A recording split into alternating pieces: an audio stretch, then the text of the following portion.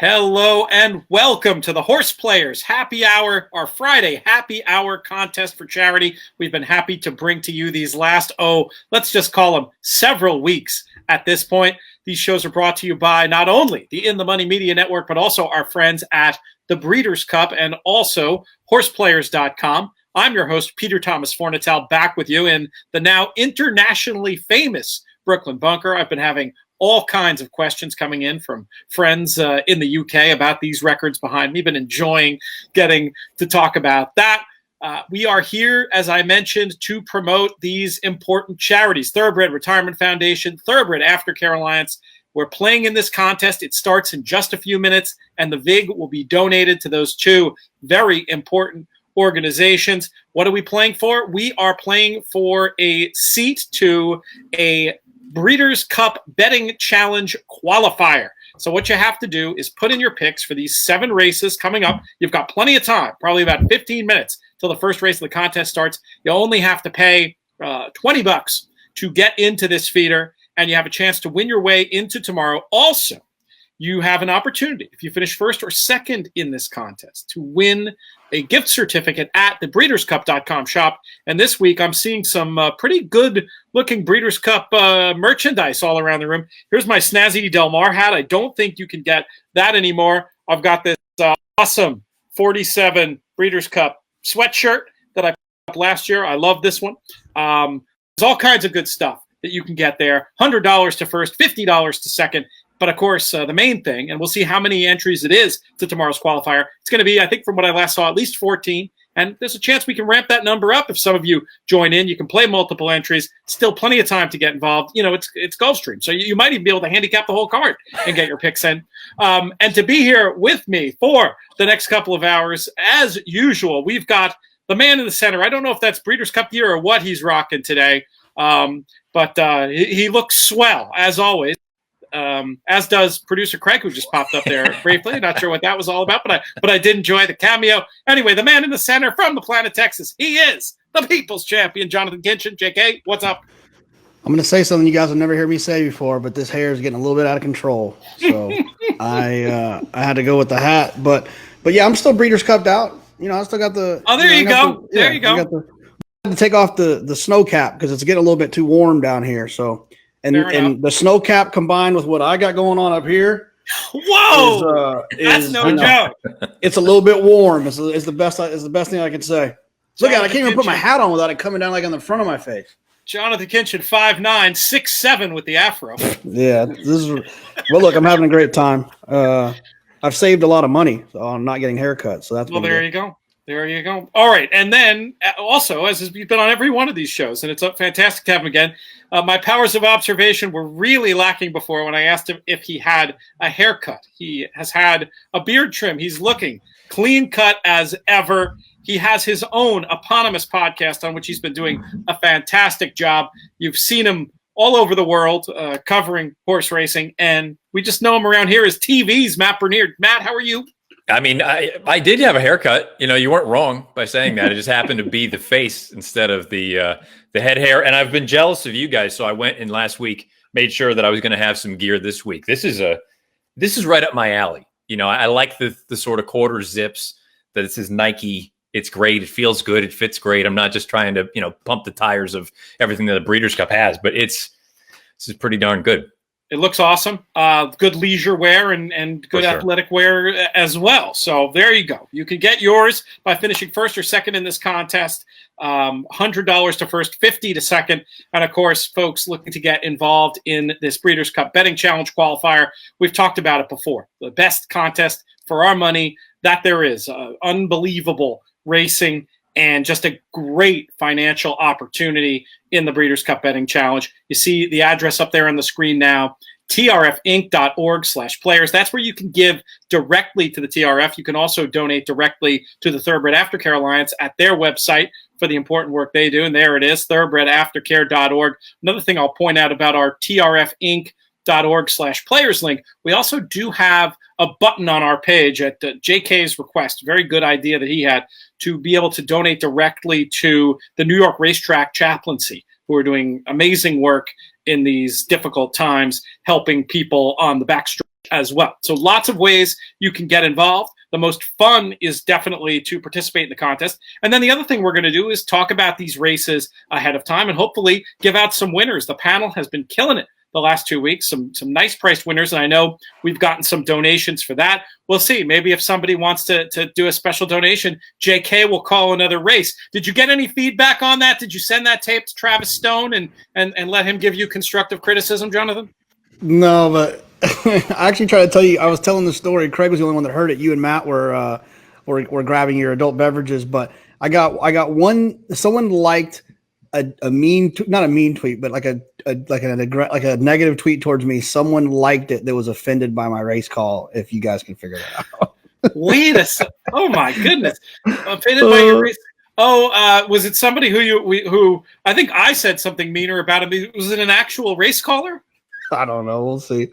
But no, I think actually a couple people told me they thought it was good. So I mean, look, do you want to reprise the offer? Heck. We can. Is there a 6-horse field we can get you to do today? No, I'm a professional. I can do a 10-horse field. I mean, you just let me know.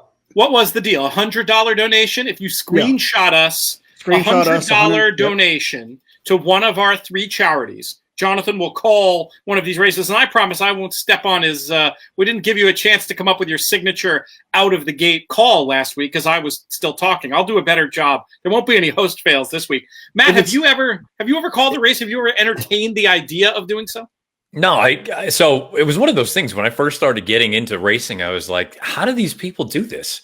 Where they know all the horses that run every day. And like I looked at it and was like, one day is miserable. They do it 5 times a week, some jurisdictions. It's insanity to me. I don't know how they do it. I tip of the cap.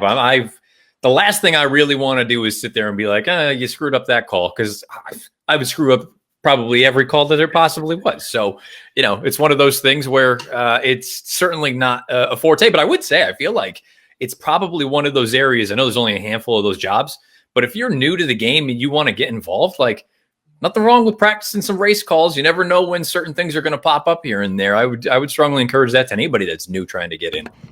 PTF also, I think I'm in the chat, the Periscope chat. Yes, I am.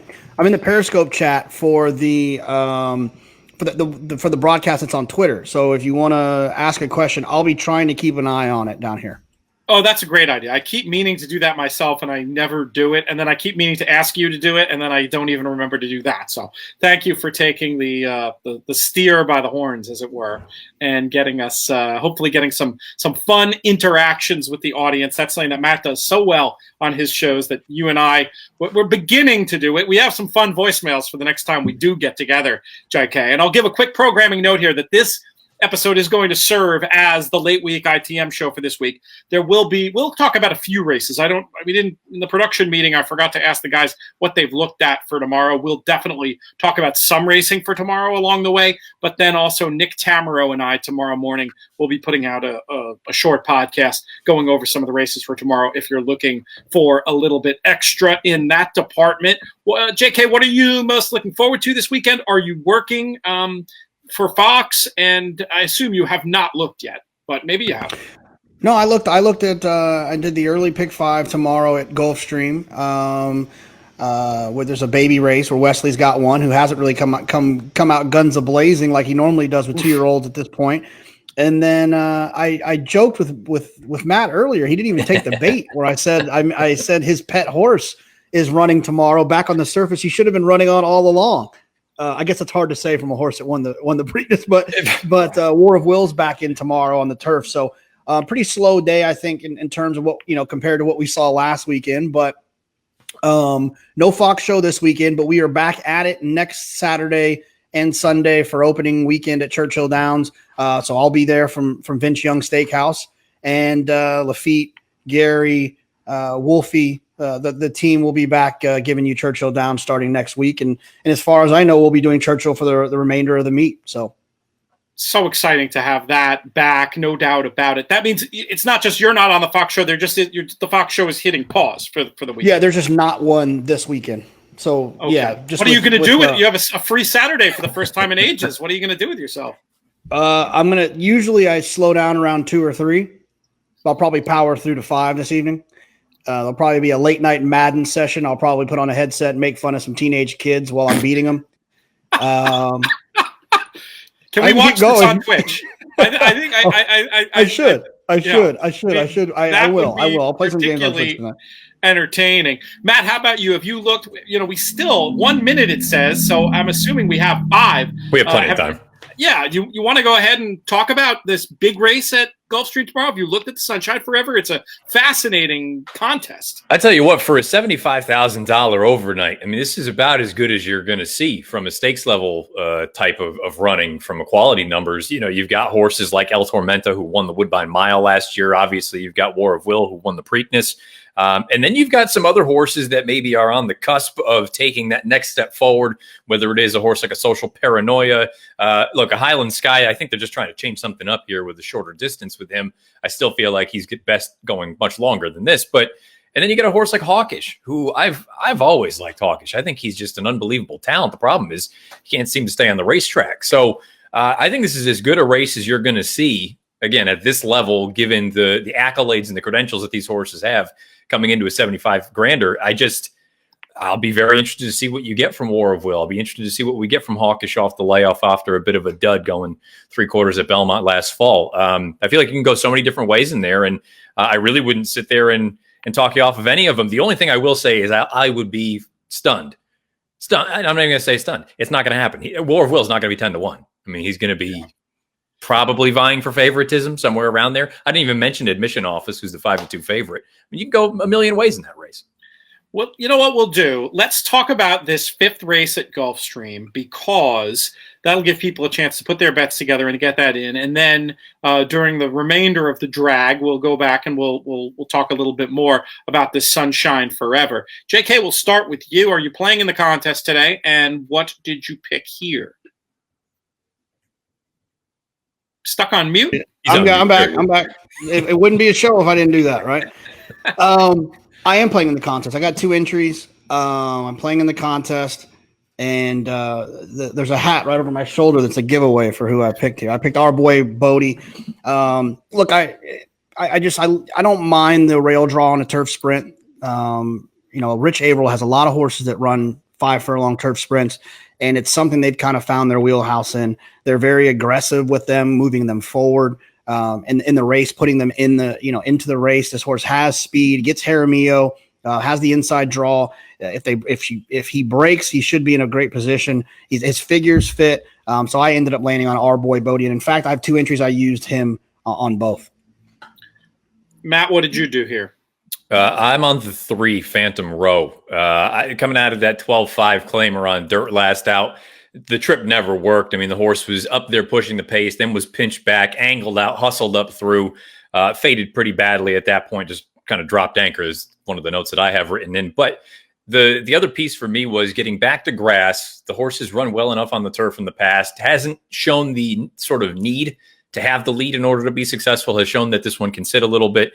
You just have to go back to that run up at Woodbine. I know it's at 6.5 furlongs and it's synthetic, so it's a little bit of apples to oranges, but I figured the horse would be a big price in here. And, it's kind of one of those that we've spoken about in the past. I respect the inside horse. I feel like our boy Bodie's probably the most likely winner of the race.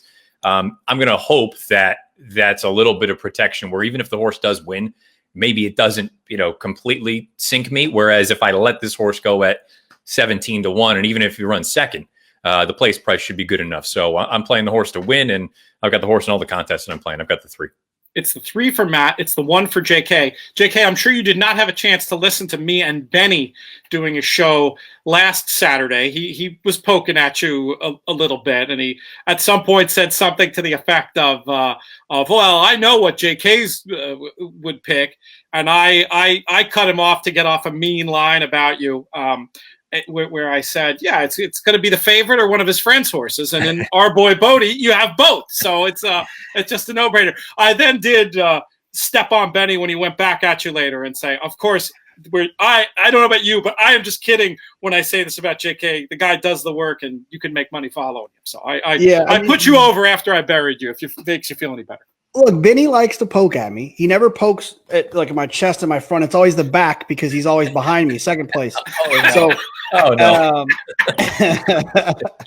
no, no. I mean, look, it's honestly why that happens. I think a lot of times is when you have a more intimate understanding of a horse and how a horse is doing and where a horse is and all of those things, it makes a big difference in the confidence. When you're looking at horses that are coming in off of layoffs, that are off of a trainer change, that are cutting back in distance, who ran poorly on the slop last time or whatever it might be, you don't really know why. You don't know if the horse is not, in form, if the horse had an issue, if this, that, or the other. So I think a lot of times that comfort zone is when you can send a message and say, hey, how's our boy, how is our boy Bodie doing? And you get the thumbs up. Then everything else you were worried about, you can just focus on the form. So that's how that happens. I think that's a good point. And it's not, and in all seriousness, it's not like you pick all of them, but when you have some sort of inside tidbit from connections that you trust, it definitely increases your confidence. Matt, you're somebody who knows a lot of people and hears a lot of things. How do you try to integrate what you hear about how various horses are doing with your handicapping? My great friend and mentor in this game, William Murray, used to say that he thought his ears were his worst enemy. JK does a great job synthesizing that information. Where do you stand on that continuum? And I don't say this as a slight to anyone. I just tune it out because I feel like I end up going down a rabbit hole and talking myself in or out of something that otherwise I wouldn't have ended up with. And, occasionally, sure, I'm going to let one slip through the cracks, but it's kind of the same way with talking about like track biases and things. I don't want to just all of a sudden change everything that I had planned on doing just based on one little nugget that I may hear from someone, regardless of the fact that they may be reliable or not. It's just, I respect the idea of it, and I know many people have had success with it. I haven't, so I just kind of try to stay out of it. We talk about it all the time. The wagering personality, you find what works for you. How you deal with information when you get to a certain point in this game is just one of those things. It just depends on what works for you. They're getting ready to pop here. Yes, sir? Before they pop, they popped. Never mind. And they're off. I'm not calling them. And you broke slow. Oh, you were going to call it? No. I was going to say something different, but they broke, so we'll let them rock and roll. We'll see Matty Ice.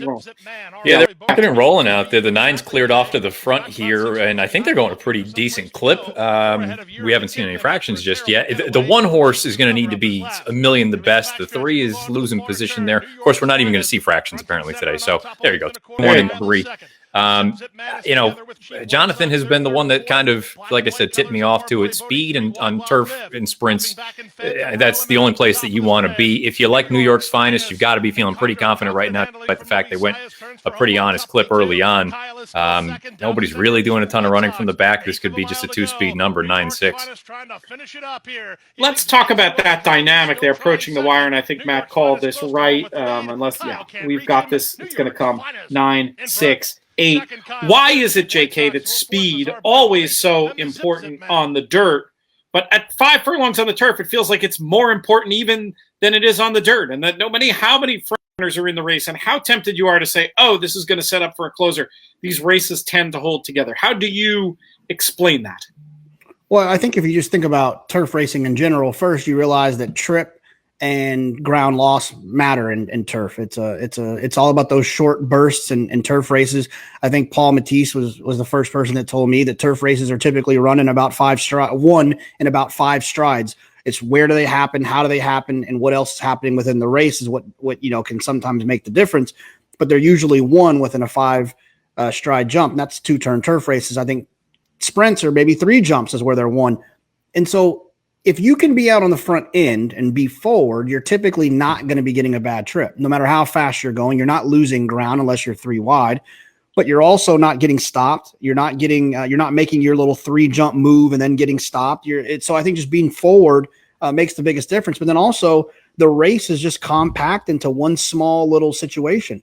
And so any mistake that's made within that situation, it's heightened and you're more aware that it happens. And so I just got to the point, and I feel like I learned it at Keeneland, is where it really started hitting me in the face, is where you see all these 1s and these PPs and all these fast horses that need the lead, and then you start thinking to yourself, okay, which closer am I going to take? And and your closer always comes running for third, and one of those speed horses holds on, and you're like, I can't believe I got wired by Julian Leparoux and a horse that was 20-1 because you tried to toss the horse because you thought he was going to get hooked up and and so I just started leaning towards speed. Don't get me wrong, I'll take a closer, but I usually lean towards speed, and more often than not, those are where your prices come from in turf sprints.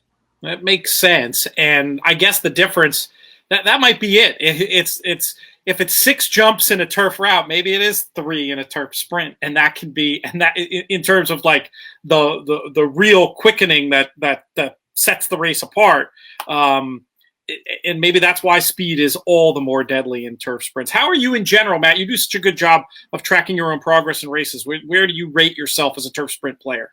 I mean, for the longest time, probably in the first percentile, knowing that there's 99% ahead of me. Like it was an absolute disaster. And then I just started really buying into the idea that regardless of the class, and I know the turf sprinters for the longest time, they were, I don't want to say the butt of the joke, but kind of, the afterthought where they couldn't go long on turf. They weren't necessarily dirt horses, so they had to go here. I feel like they've started to kind of carve out their own little niche of, you have nice, proper 5/8 or 5.5 furlong turf sprinters. I finally just bought into the speed idea, regardless of the class situation. Go out there and try to, if you're not outright on the lead, be darn close to it, because like Jonathan said, the likelihood of a pace meltdown going 5/8 is just, and almost 2. I get in my own head with a number of things. There's almost not enough time, regardless of how fast they go, for a pace to melt down. I mean, 5/8 of a mile is a workout for some of these horses. So it's almost as if you're coming from 6-7 lengths out of it, you need to finish like a rocket ship to have any chance. And it's just, it seems, maybe it sounds counterintuitive, but regardless of how much speed there is, it's almost as if there's not enough time for the race to fall apart. Yeah, it does make sense. And the same reason why trouble matters more going shorter, because in a longer race, whether you're talking dirt or turf, there's just more time to overcome it. It's just pure chaos at 5 furlongs. Any trouble you have in behind is gonna cost you, and you just don't have the time to make it up. That might be it as much as anything. Is it just so much harder to get that perfect trip if you're not on the lead? We have a few things to accomplish. We have 7 minutes to race number 6 at Tampa, which will be our next contest race. We will start off, we are looking up on the screen right now. We're going to have a whole lot of people with that 980 for win place on the first winner at Gulfstream Park. Let's see. I mean, they don't make it super easy to know exactly how many there are there. Let's just say it's a lot. Some familiar names in there. I see the Man in Black on there, and the man they call the Undertaker on there as well. Stephen Thompson, also Steve Simonovich, who was one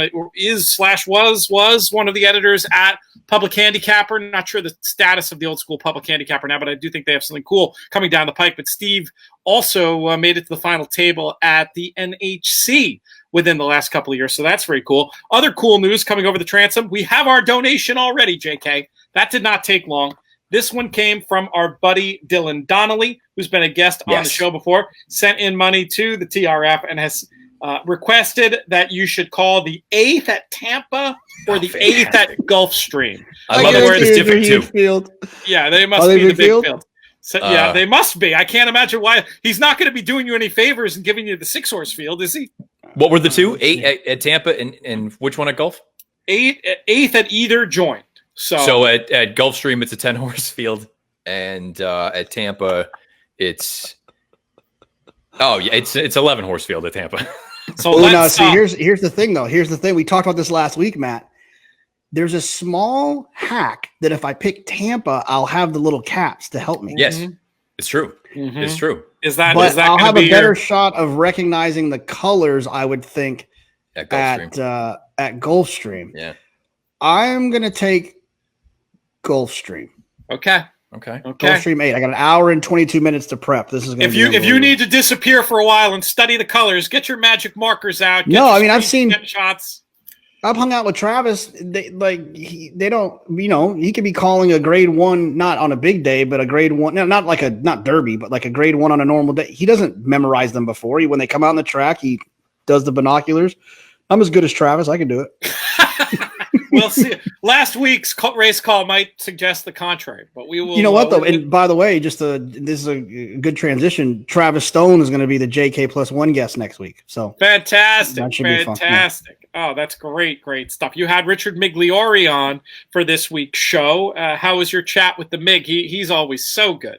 Oh, he was awesome. My favorite story he told, which was the preview I used on Twitter, he told a story about a guy that passed away, and his dying wish was for Mig to sprinkle his ashes at Belmont. The family came to the track, and the daughter was so upset because he wasn't in silks and whatever. So he tried to make it happen. He got John Kimmel to bring the pony over. He went down and put on some silks, went out on the track and was going to dump the ashes. And the track man said, look, you can't put that stuff on the track. You got try to put it over the rail. So as he's trying to put it over the rail, he said there's like chunks in the ashes, and he's trying to dump it out, and it's banging off the aluminum rail. Cling, cling, cling, cling, cling, cling, cling. And the pony flips out and starts wheeling in and out. The ash is flying in his face and his mouth. It's in his mouth. It's the Big Lebowski. So he gets off and goes to Ruffian's grave to put the rest of them, and he's doing like the whatever Sign it's called. Yeah, Sign of the cross. And he's trying to rub it out of his eyes and out of his mouth because he had all the ashes in his mouth. It was phenomenal. So a bunch of stories like that, but that was one of the highlights. Yeah, Mig's amazing. It's such a knowledgeable. I mean, his own story is so motivational and great, and then you just throw in the knowledge that he's accrued, and the fact that he's got obviously he's got the horseman skills, and he's also knows a lot about handicapping, and there's a very, very short list of people I consider his equal when it comes to looking how horses are working ahead of big races and giving their opinions. So that's very, very cool. It's in my queue. I want to be listening to all the stuff. If only I could listen to podcasts the way that I did a few months ago. But I suppose in the big picture of life, that's the least of our worries. Let's talk about this race at Tampa, gentlemen. We've got 2 minutes to race number 6. Matt, what did you do here? I ended up going with the 6 horse in here, General Patty. I guess the logic was the most recent run was at 7/8 of a mile. The horse has done better running going out to 2 turns. We get back out to a 1:40 here this afternoon. And, I was hopeful you'd get a little bit better price than you are right now. Maybe the horse will float up. I haven't looked at double wheel pays or anything. He was 5 on the morning line. He's at 3-1 right now as the second choice.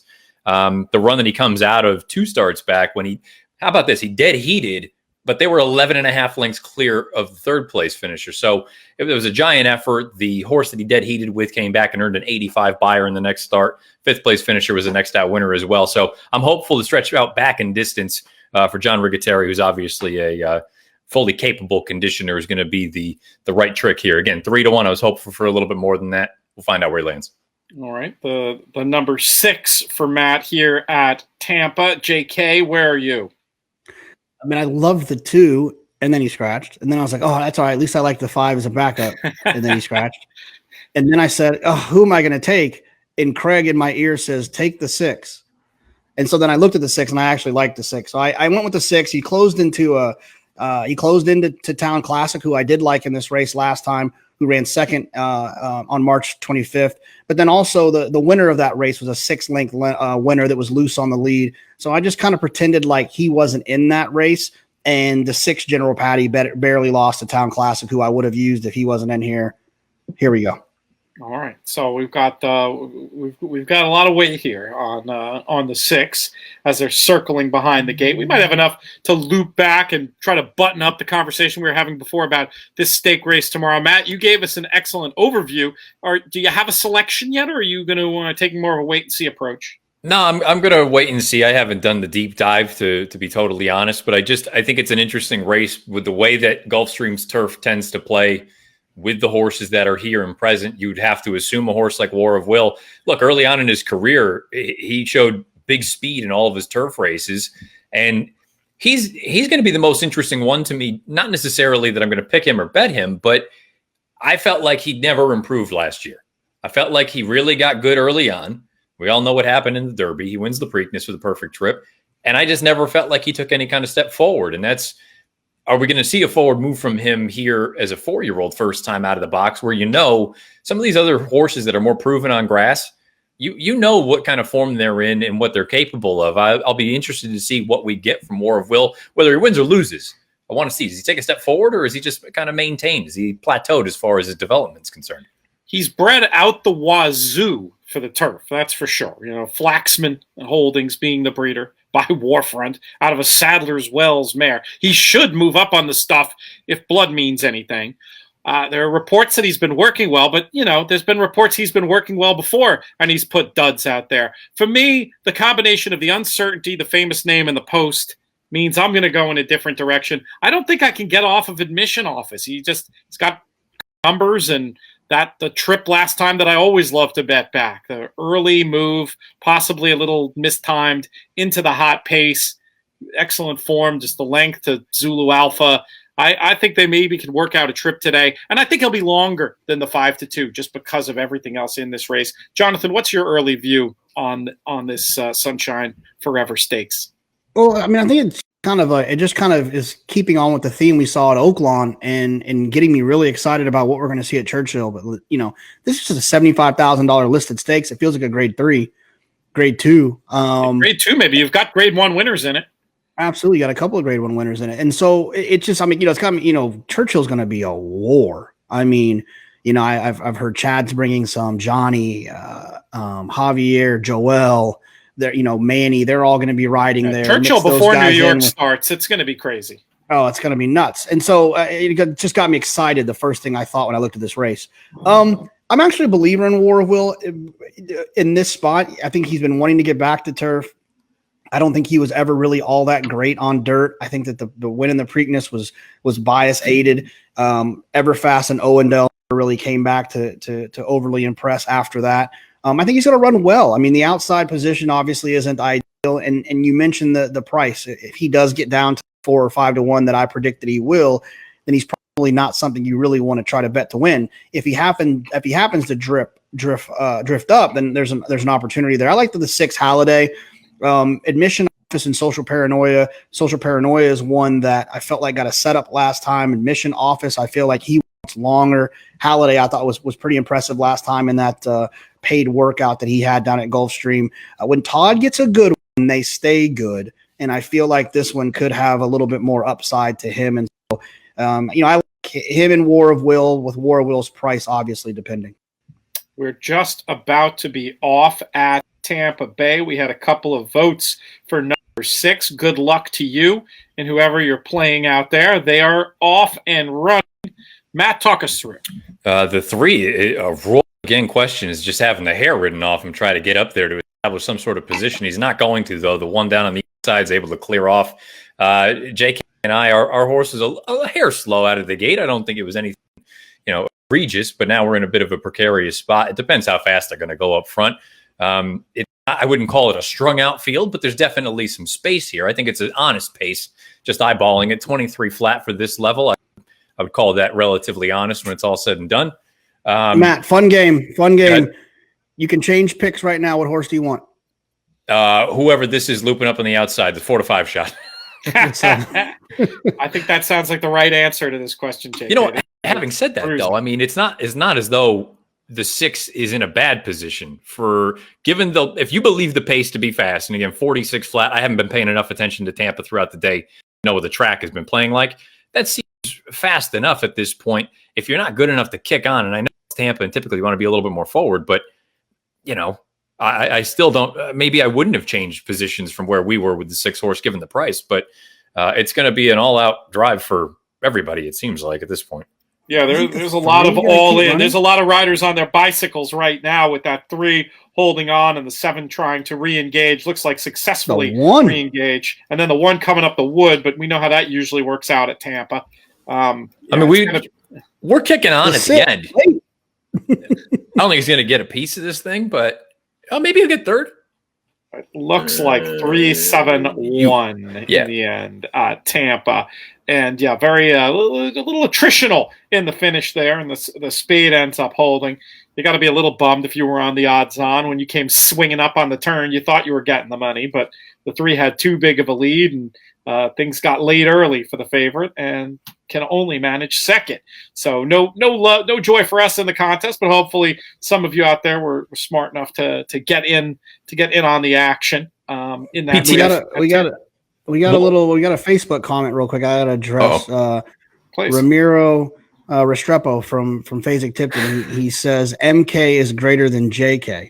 Oh boy. And you look here, mister.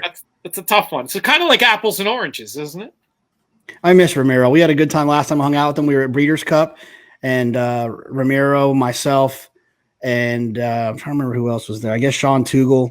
We all went over to Venice and watched people skateboard for like an hour. It was a lot of fun. So you miss those little things nowadays when you're stuck in the house all the time. Sounds oddly relaxing. I do like the sound. I do like the sound of that. Yeah, Ramiro, a regular at the DG Lounge, always a pleasure, and has had plenty of success. Not just in his role at Phasic, but also doing his own bloodstock work. Connected with the crew with Structor, a horse who's certainly very exciting to see what he accomplishes throughout this season. I'm sure he'll have an update. We've had him on in the ring before. The Pegasus Statue said you have a sweet hat. I'm saying literally at Pegasus Statue. I love this hat. Yeah, this was the Del Mar Breeders' Cup had particularly good merch, and I thought I was so cool until I rolled up in the breakfast marquee the next day, and first person I see is Craig Bernick, and he's wearing the same hat. Now I'm like, well, now what do we have to do? Coordinate to see who gets to wear it? It took the wind out of my sails a little bit. It's always tough when you think you're fresh and then somebody else is fresher than you are. PTF, one last thing before we get off that stake tomorrow. And again, I'm just going off the notes that I have written down. The horse has always been a hard trier. Maybe this level's a little bit tough for him, but Maker grabbed him a couple starts back. Aquaphobia, this distance isn't going to be an issue for him. I think he might be better at a hair longer, but the run in the Muniz down in New Orleans last time out, I have written down, and again, I got to go back and watch the tape, but the rail was down, and I thought the inside paths did considerably better. And this horse was about 5-6 path turn coming for home. BJ Hernandez lost the stick at one point.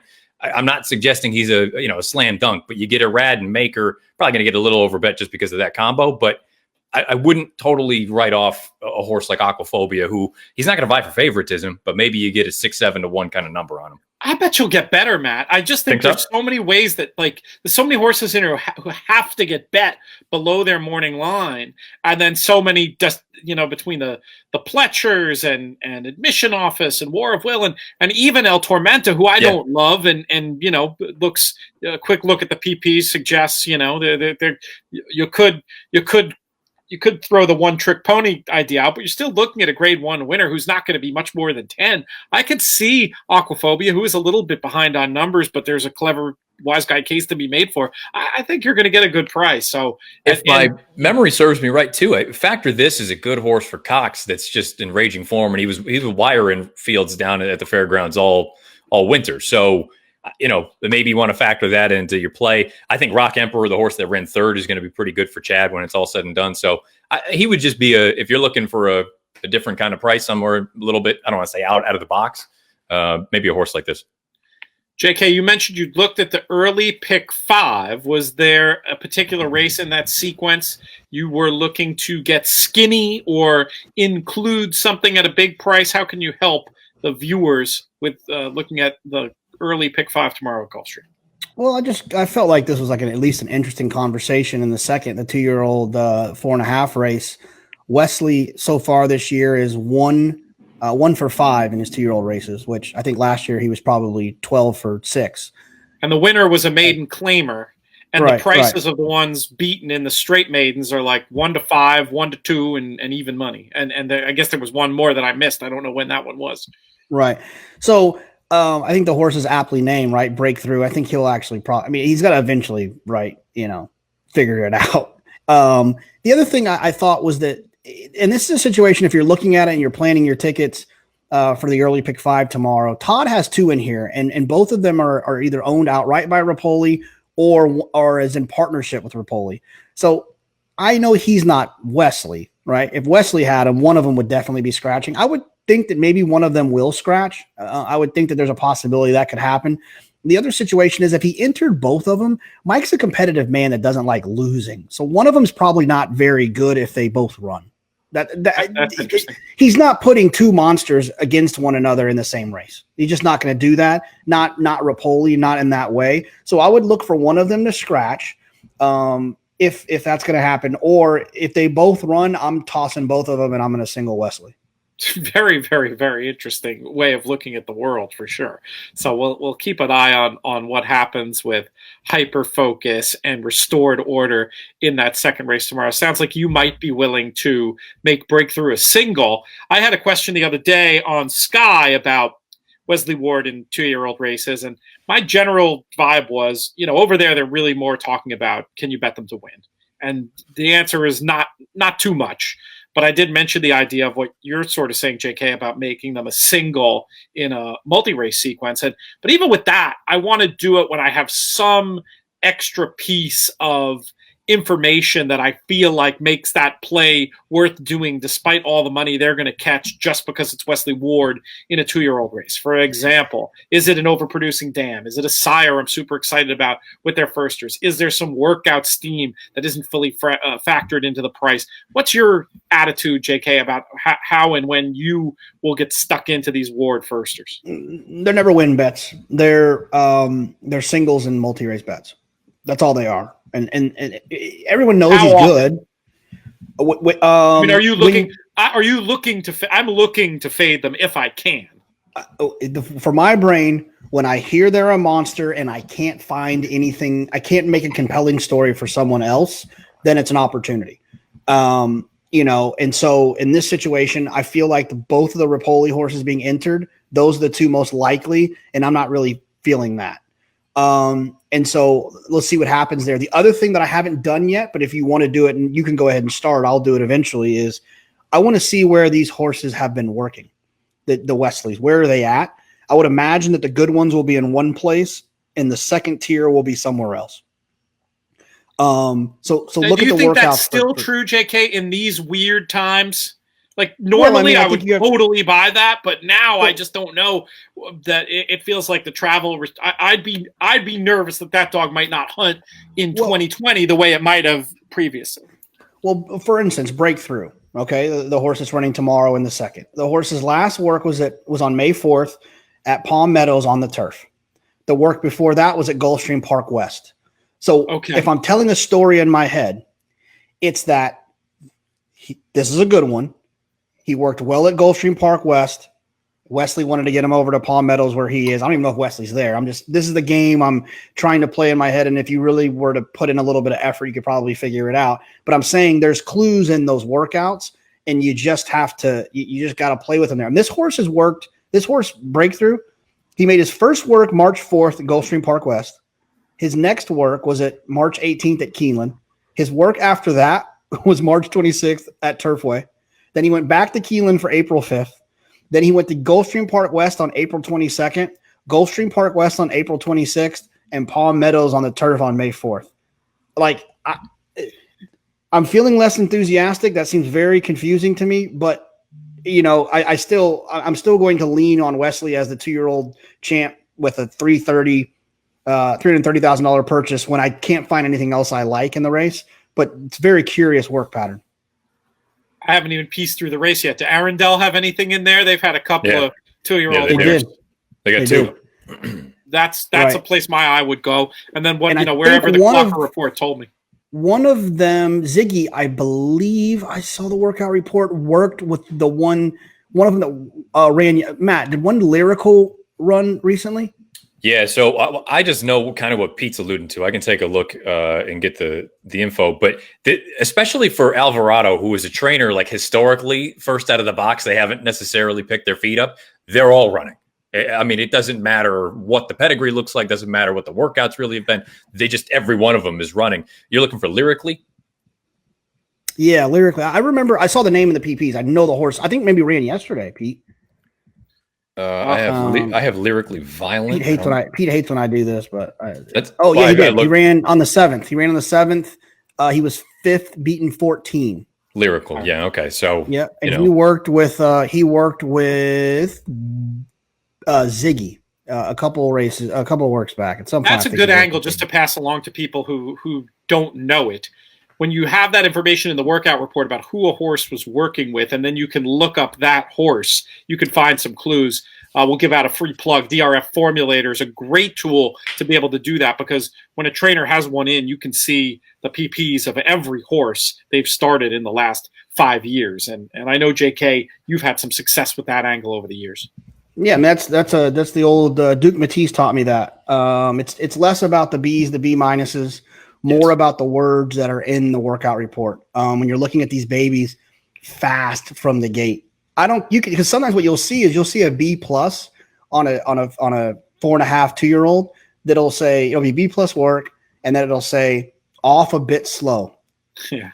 But they still were so impressive that they got the B plus because they were in hand and their final time was fast and all of that. For down the road, they are a B plus. Yeah, for today, not so much. Off slow, no sir. Yeah. Or B minus, broke like a shot, whatever. And then you don't like the favorite, so you got this piece on the front end, so that changes. The other thing is who they work with, and just kind of connecting the dots on that. And I could be wrong about this Arundel situation, so don't bet based on that lyrical thing. I remember seeing lyrical in one of these Arundel things, so just do your own work when the workout report comes out. But that's a good game to play is to see who they've been working with. That's the bit, you go ahead. For me, the only thing I'll just button that up. I couldn't care. And again, I'm amateur as far as workouts and things like that are concerned. I couldn't care less how fast they do it. I couldn't care less, is it a bullet or, the letter grade, whatever it is. I want to know, like Jonathan said, who they're working with, what those horses have done. And look, it's a little bit of a labor intensive exercise, but if you see, a 2-year-old that's been working with a 3 or a 4-year-old, and you go through and you see for a first time starter, if they've been working with a horse that routinely will buy her a 70, I look at that and say that's pretty darn good. If this horse is going sort of, hammer and tong with an older horse that is capable of something like that, first out of the box, that's probably a pretty good barometer. If you can hold your own with a 70 kind of buyer type, that's pretty darn good early on as a 2-year-old. The other thing, kind of to read the language, what's written, I want to know if Johnny's working a 2-year-old. I want to know if Javier is, if Rosario, if one of the Ortiz boys, whomever it is. If Mike Smith's on a horse in the morning, that's kind of important because Mike doesn't have to do that anymore. And he's only going to do it with the good ones. So that's something else. To just don't get so set in to the letter grade or the time or any of that kind of stuff. Be more interested who they're with, who's riding them, and all that kind of stuff. And then of course to bring it home to consolidate the game, is that person who was riding in the morning then named in the afternoon? Because you can definitely find some real signal if they're not too. For sure. Yep. Now you can, again, that can be other factors. Maybe they had another call, but generally you've got that. I have one more point on this, but you got something too. I guess it might be the same point. You go, and then you go ahead. We cannot leave this conversation without saying that you have to understand the surfaces that they're training and running on.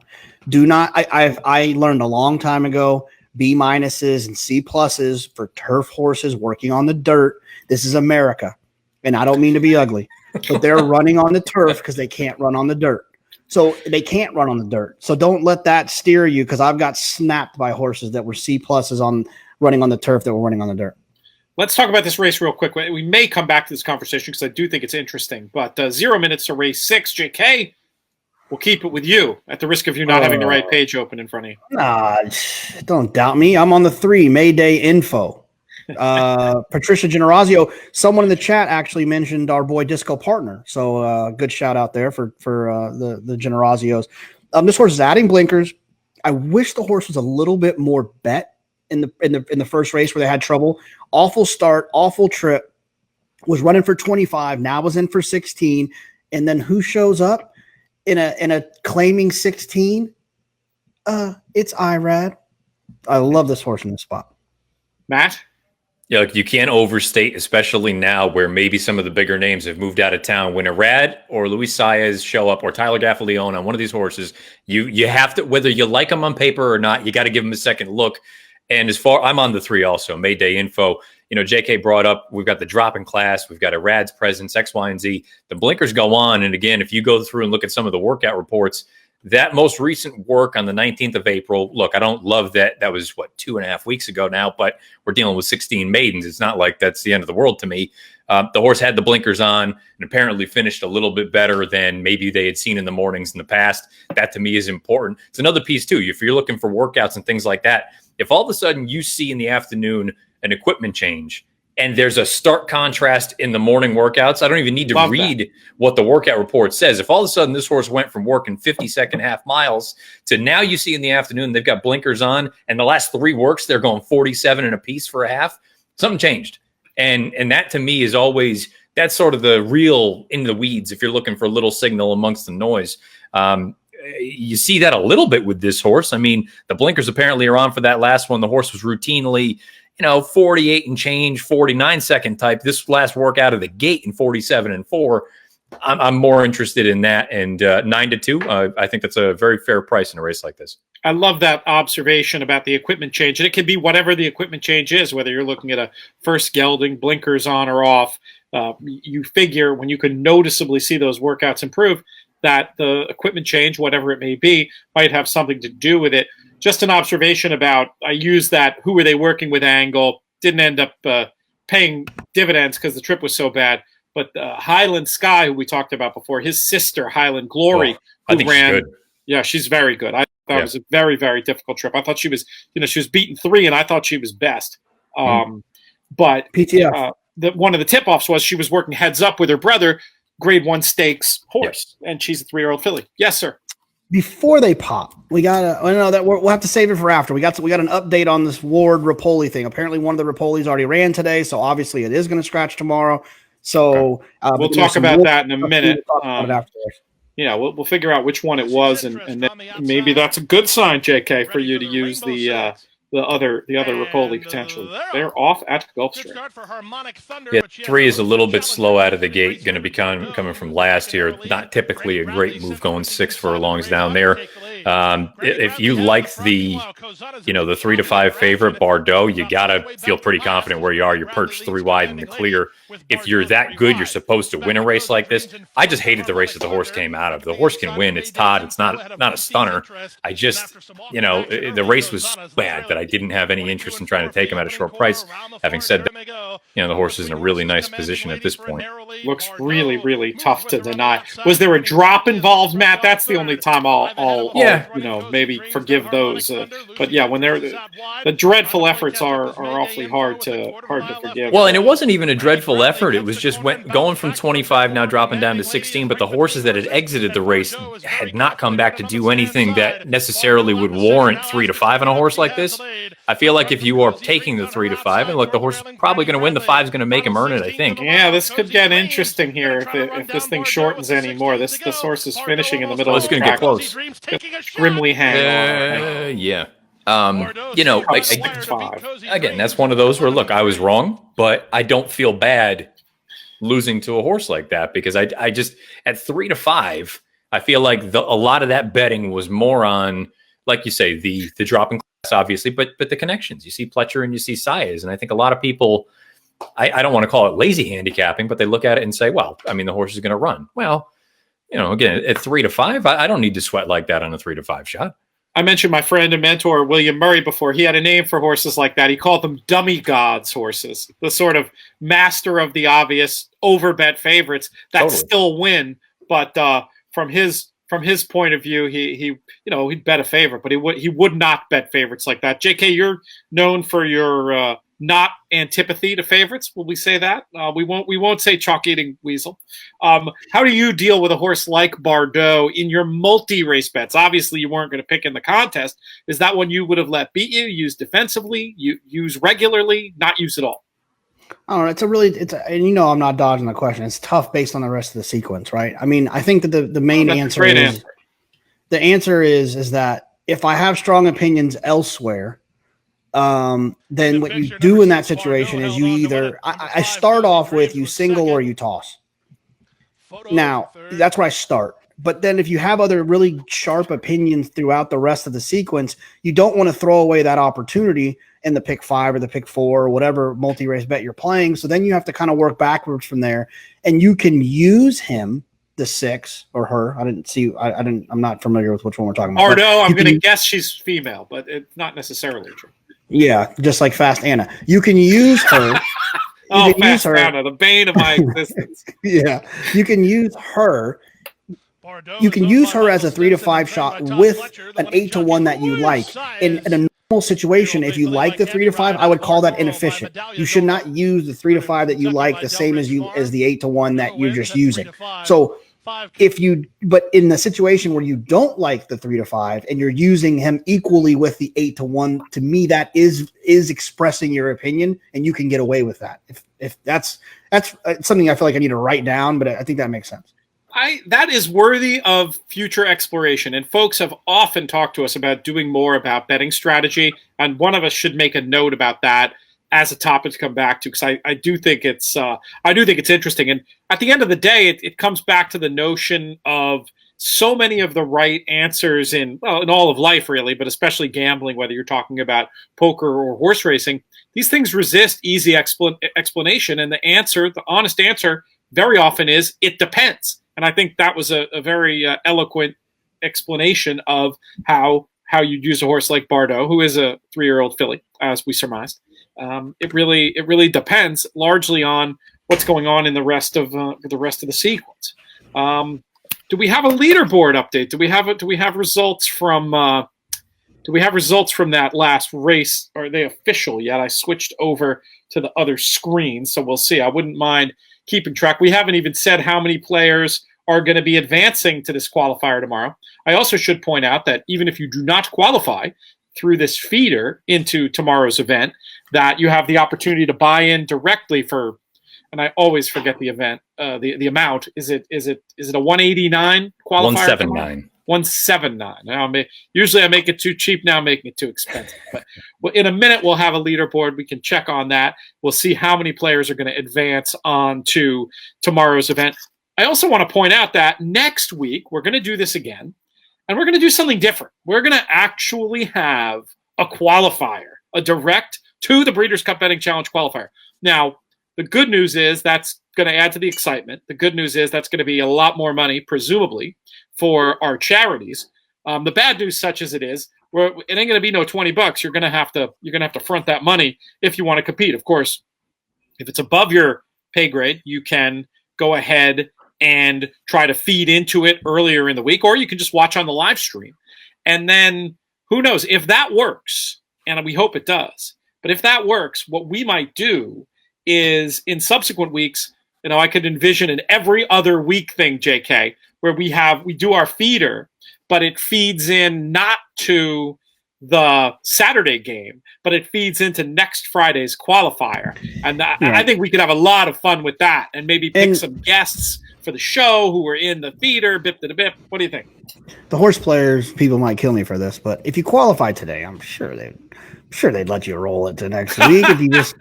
I wasn't going to say that, but you can pay your car. You can pay your car payment late during COVID-19. I would imagine they'll let you do this. So just shoot them an email. They might.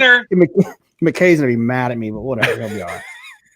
Yeah, they want that money turning and burning. They don't want it sitting there for a week. But it's these are unusual times. I wasn't going to mention it, JK, but I'm glad you did, and that is something to consider. We won't underline it too much, but that is something to consider if you want to try to do something cheeky.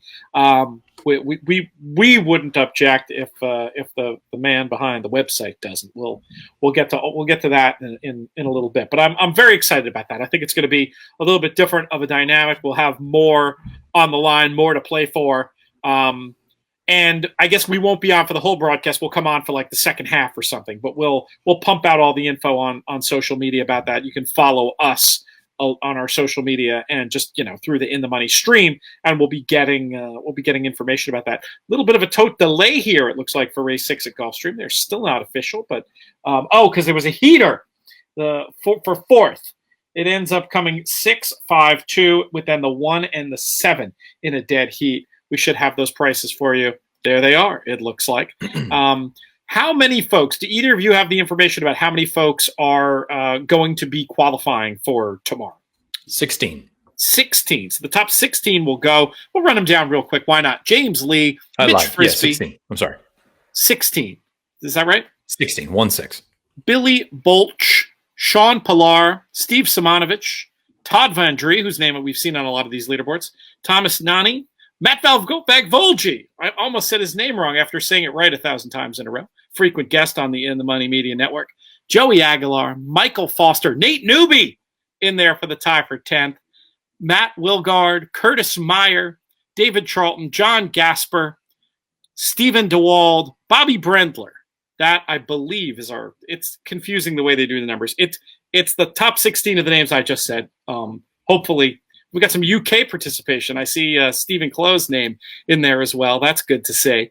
Lots of familiar names. We appreciate everybody's support, whether you're coming to watch us and have a beverage or just listen to us shoot the breeze, and especially those of you who are playing along and making donations, like our buddy Dylan Donnelly making a donation to the TRF earlier. JK, have you definitively picked your race? Is it going to be the 8th at Gulfstream that you'll be calling a little bit later? Yeah, I'm not going to even start looking yet. The 8th. Cool as a cucumber. Just let me know.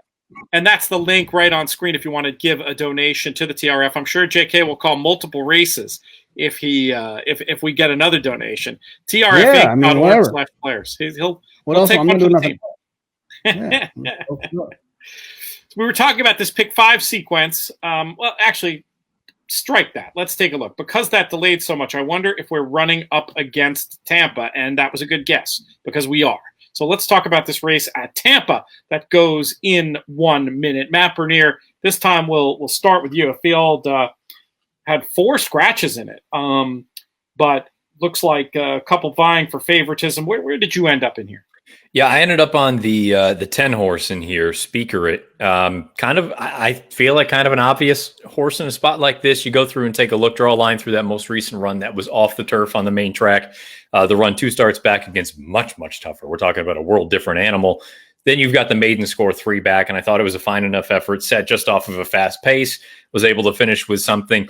I guess I'm heartened by the idea that, yes, only broke the maiden 3 starts back. It took this, 7th lifetime start. But the 2 runs prior to that on grass, I thought were both representative efforts and solid enough. And I feel like anything close to that makes this one a pretty solid player here this afternoon. 5-2. I mean, you're not going to get rich off of it. But I based on some of the other horses in here, I don't think that's a bad number. I think that's pretty fair. The 10 Speaker It for Matt Bernier. JK, where are you? I use the 7 near street. This is another situation. I thought the 4 couldn't lose, and then I looked up and saw that he was scratched. I ended up I think it was the 4, right? Snow line. Yeah, I ended up landing on the 7 near street. I just thought ran well last time. Was down on the inside. I do this weird thing with the pace figures where I try to find the difference between the midway point and the last point, and I find the differential there to call that how quickly the quicken. The turn of foot with the horse, and I thought this one's fit with this group. It's really not. It's not the strongest opinion I've ever had in the world, but it's just kind of where I landed based on that. It is my default, and it wins more often than you would think. It's that idea that placed into a number format of those 5 strides. It's my way of trying to identify those best 5 strides within a race. And which part of the race are you trying to identify, from the pace call to the finish, or a part in the middle of the race? Technically it's from the 6th furlong to the finish. Okay. Is where I try to find that differential between, right. Yeah. So, from the 6th furlong to the finish. Okay. It's interesting. I know it's still a work in progress with the idea, but it's been successful enough that it's a piece that I use, but I haven't perfected it yet. But it does still, still does help. It's the 7 for JK. It's the 10 for Matt. They're heading towards the gate now. Matt Bernier, I know you also sometimes adhere to some of those Sarton principles, you might call them, about those internal pace dynamics. What ways and tools do you use to look for the type of information JK was describing there, looking at a pace figure array to create his own late pace figure, essentially?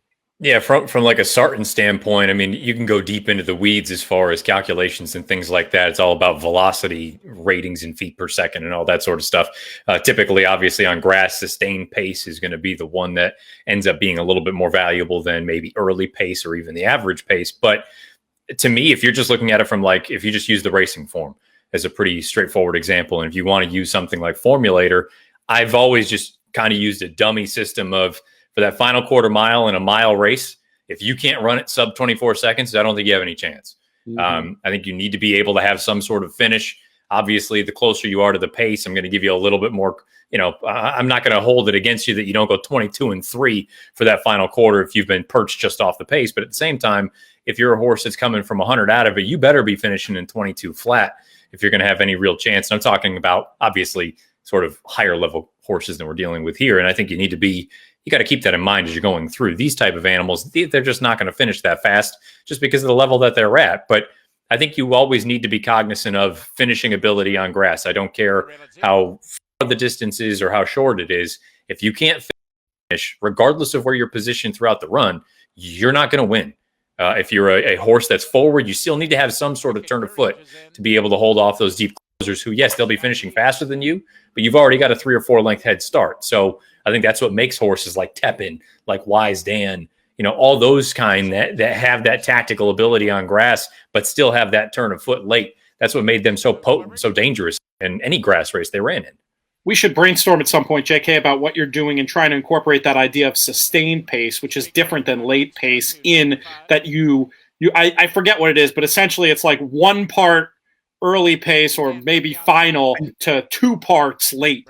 It tries to keep you off the plotters. It tries to get you horses who are somewhere early and then still going to finish.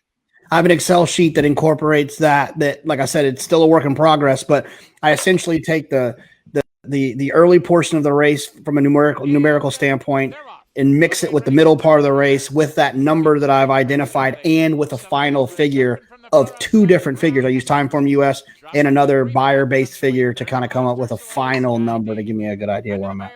We'll talk more about that at some point. It's very, for me personally, it's interesting. Hopefully the listeners, it's not too far down the rabbit hole, but we are off here at Tampa, and we've got a big long shot up on the lead here at 72-1, getting some hearts aflutter, no doubt. And just to recap, JK, you were on the 7, I believe, and Matt was at the 10.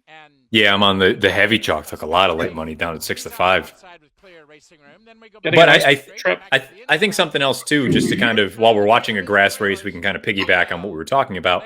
You also need to have an understanding of the turf courses that you're talking about. Tampa and Gulfstream recently especially feels like you need to be a little bit closer. It's very difficult to make up an exceptional amount of ground where we've seen, and I mean, you can even use a place like Saratoga as an example. Early on in the meet, maybe before it gets blistering hot, you can close a little bit better than you can. Obviously, you got to factor in where the rails are positioned and all those different things. So it's not just a straightforward, A plus B equals C kind of thing. You got a handicap. I mean, that's what the name of the game is here. You've got a 9-1 shot still cooking on the front end here. The 12 was trying to make a run from the back. My horse got checked up a little bit, trying to come with a run. Maybe going to run this 13 down. Grind. You're definitely making some headway. 3, look at the 3 is full of run. Oh, it's a shame if you had the 3, you still won anyway. Oh, but 310, I think, yes? 313. Oh, that was the. I lost track of my horses. Apologies. I'll tell you what, the 3 was 100 the best. Jeez. Yeah, no doubt. Let's see. And now this is something we kind of chatted about. I mean, I feel like now I'm going to go back and say, what did I miss here? This was the first time on turf since the end of last year. This was the first time on grass. It's a 3-year-old second off the bench. An equipment change. You draw a line through that most recent run. It was washed off the turf. Look at 11-1. If you were on the horse, good on you. 11-1, 5-1 on the morning line. All those scratches and goes off at 11-1. Very interesting. I can't believe I missed the channeled sired horse on the turf. By the way, who the hell is channeled? No, I'm dead serious. I thought you were making an English Channel reference, but no. The sire is channeled. Is it a relative and of I'm English not kidding Channel? What I'm looking at, there's no sire stakes. Sire stats. Must be a first year sire relative of English Channel. That you'll see that from time to time. Horses get chances because of who they are. Somebody Google it. We would always joke at the form. By the way, the cameraman's on the 13. It could be. It was dead It was dead. I thought it was 3 pretty clear, but So did I. we'll see what happens. I thought We it was always used 3 to all joke day. in the office in New York when you would get like a sire that no one knew of. You would say, "Oh, this is the good son of so," like it was, as if you were talking about AP Indy instead of talking about some horse that stands in New Mexico. What state was this channeled long shot bred in? Kentucky. Oh, interesting. Yeah, lemon drop kid on the bottom. Somebody out there, let us know. JK's checking messages. If you want to leave us a message, the best way to get it seen is what, Jonathan? The Periscope feed on that you can get to through Twitter. So if you go to your Twitter and you look at the top, then there's a Breeders' Cup feed up there you can click on, or you can just go to Breeders' Cup page and look at their tweets. It should be running there live, and I can see them there. The last question was what format will the contest be next week? Pick and pray or live? And I don't know the answer to that. I mean, what is Matt? The one that you won your $10,000 Breeders' Cup betting challenge seat in several weeks ago, was that live or pick and pray? No, pick and pray. These Friday ones. I mean, if we're using the balance of the year as sort of the what we're going off of, the Fridays have been pick and pray. So probably pick and pray unless we decide we don't want it to be. But I mean, I think I think we'll get better participation pick and pray on a Friday, don't you think? For sure. For sure. Yeah. And that's what it's all about. We're just trying to generate entries. It is a fun idea to do commentary on a live contest for and it would make sense to do that for a big one. There'd be a lot of drama and stuff to talk about, but why don't we do this one as a pick and pray? We'll keep it in mind. If you're out there and you have an opinion and you're saying to yourself, "Oh, I'd love it. I think so much better if it was live." If we get the right feedback, probably not for next week, but at some point we can try. We're all about experimentation and whatever can make the most money for these charities. That's why we're doing this. It's a chance for us to hang out, to help some friends, and to do some work for charity. So any feedback you guys have, whether it's about what we do content-wise on this broadcast, doing something different today, content-wise, we're having a little bit deeper conversation. It's wonderful to have the guests, and I'm sure we'll go back to having guests, but that, can get to be a little bit of a fire drill just in terms of being a little all over the place. I think it's a fun, great vibe, especially for a happy hour, just like friends dropping by a party. So I love that, but we thought we'd do something different this week. What do you guys like better? What can we do that would make these broadcasts more fun for you, make you more willing to come up off some money for these charities? Let us know, and we'll try to accommodate. I'm also going to give out our voicemail number. That would be fun too, to do some voicemails at some point on these broadcasts, and then we'll maybe take a look, because we've surely shaken up the leaderboard there. But another fun thing you can do, we won't be doing this in real time, but from time to time we do shows where we go over the voicemail hotline stuff. 732-893-7155. And you can leave us a voicemail, whatever, JK's wardrobe, Matt's beard. No topic is too ridiculous. What albums are behind me, whatever you want. 732-893-7155 for that. And our new leader is Mitch Frisbee, who has 70-60 in the pole position at the moment, with 3 races left to go to win that $100 BreedersCup.com gift certificate. Then we've got Nick Kettinger in second place, tied for second, actually, with Nathan White with 54.80. Mike Somich, who was a guest on Spencer's show, Redboard Rewind, recently, did a fantastic job. He participates in those Racing Dudes podcasts as well. He's up there. We appreciate his support. Joey Aguiar, Paul Halloran, James Lee, George Pergakis, Brent Pollock, Steve McNatton, Spencer Vandendoel, who's been up there a bunch of times, our chef buddy from Lexington, Mike Boreale, James Mack, Steve-O in 14th, Julie Laboyko in 15th, and Peter F. Rotundo, that's Peter Sr., in 16th, currently in a tie, a big scrum for that final seat to tomorrow's qualifier, in a tie with Charles Still, Pete Dressen's best dressed man at the track, except for maybe Steve Bick, and then Mike Boreale's second entry. So there you have it. That's the status. Like we said, with 3 races to go here, we were yapping about some evergreen topics before this, talking about looking at internal fractions on turf. While we're talking about turf racing, what else are you guys looking at in terms of trying to find your turf winners, Matt? What, in addition to looking at the quickens, or the whatever you want to call it, the idea of late pace, what else separates turf racing to you? Well, I think For as different as they are, turf and dirt, there are still a number of similarities. On dirt, the best position to be if you're not outright on the lead is sitting just off of it or having the ability to do both, where you can go out there and cut the fractions on your own or sit just off and take advantage whenever you're ready. I think there's value to that in grass racing as well. But again, you need to be able to display that turn of foot late that I feel like most of the turf horses that we see that are out there cutting out fractions, they just don't tend to have that anything left in the tank when the real running begins. And you get those horses coming from the back of the pack. It's what makes a horse, not to go back a few years, but anybody that's familiar with a horse like Highland Reel. Highland Reel was as tough as nails. He was a horse that could go out there or sit just off. And okay, maybe he lost some races, in the grand scheme of things, but he was a globetrotter. And he had enough left in the tank to finish and deal with the late kick from some of the other horses. I know, go back to the Breeders' Cup at Santa Anita. Flincher had too much work to do to run down a horse like Highland Reel, who still had something left in the tank. I always like to look for that sort of thing. You need to have some finish. You also need to be a horse, to me anyway, that is comfortable rating, whether it's in the pocket, behind horses, or just being in the clear. I'm fine wherever you're positioned, but you can't be pulling too hard early on. You can't expend too much energy throughout the early portion of the run because in all likelihood, you're not going to have enough late.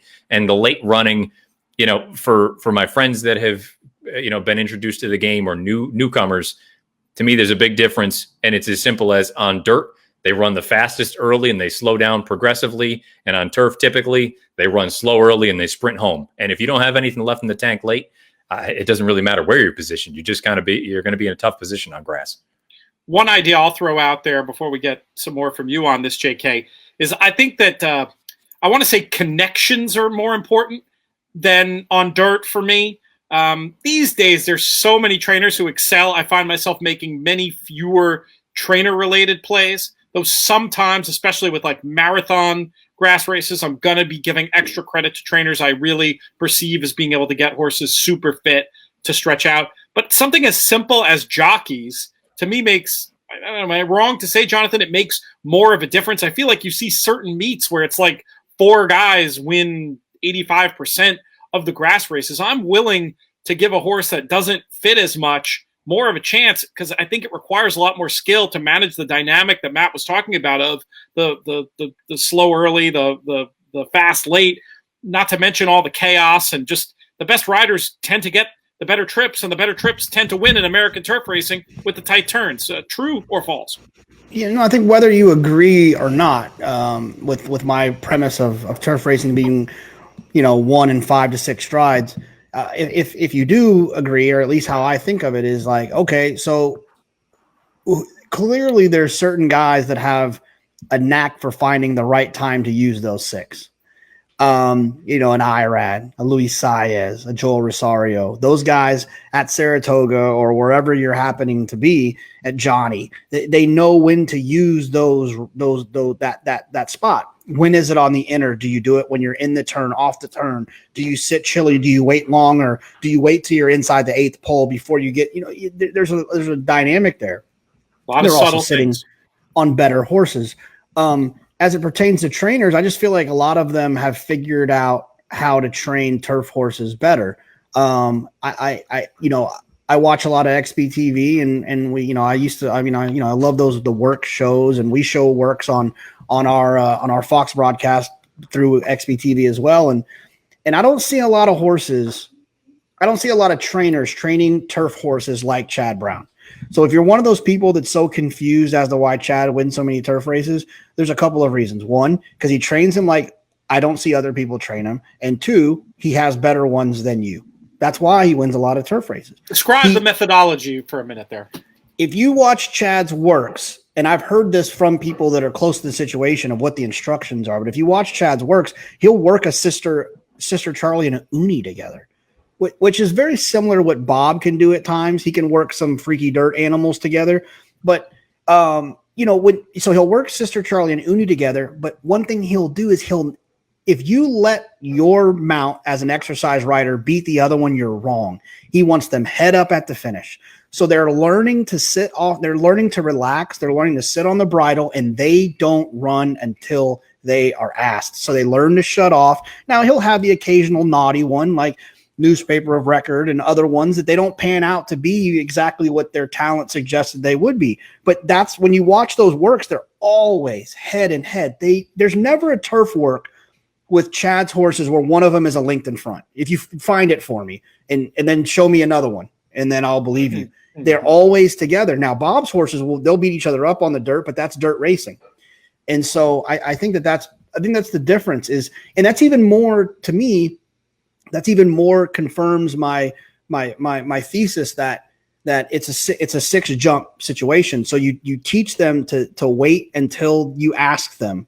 And then when you do, they pop, boom, and they make that move in those 6 strides, and they put themselves in a position, and they're talented, well-bred animals that will finish. So, and they have the best riders in the world on them that got them the best trip to get to that point, to get their 6 strides in. It all makes sense if you look at it as a whole.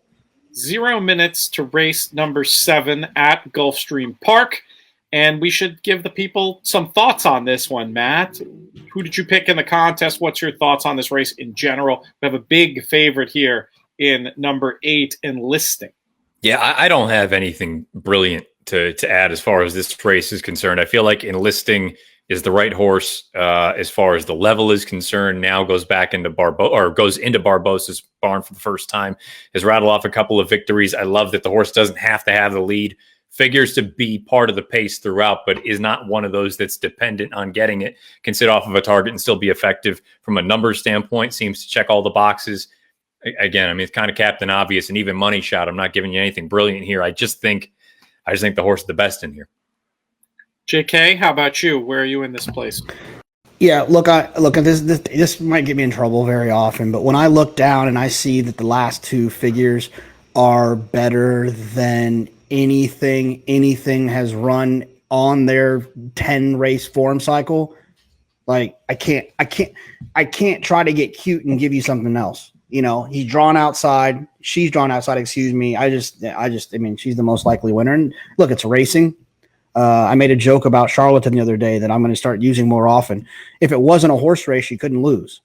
But it is, and so you got, things happen. I'm glad this came up because it's another topic I had, and I might want to go into this at length after the race about what an analyst's job is.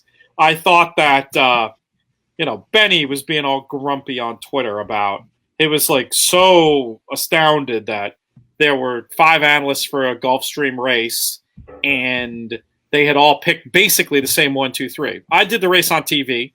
I didn't have to pick a 1, 2, 3, but I might have picked the same 1, 2, 3 because it was one of those races that was just like on paper. If you're a student of handicapping, it's like, this is the way it's supposed to come. But then what got really interesting was in the comments, some people being like, I don't need an analyst to tell me that the favorite is the most likely winner. And like, I just couldn't disagree more. I think one of the main jobs we can do, one of the best things you can do, is tell people when the favorite is live and when you should be taking a shot against. They are loading here at Gulfstream, so we can. Yeah, but the eight's going to win, so we can talk over this race.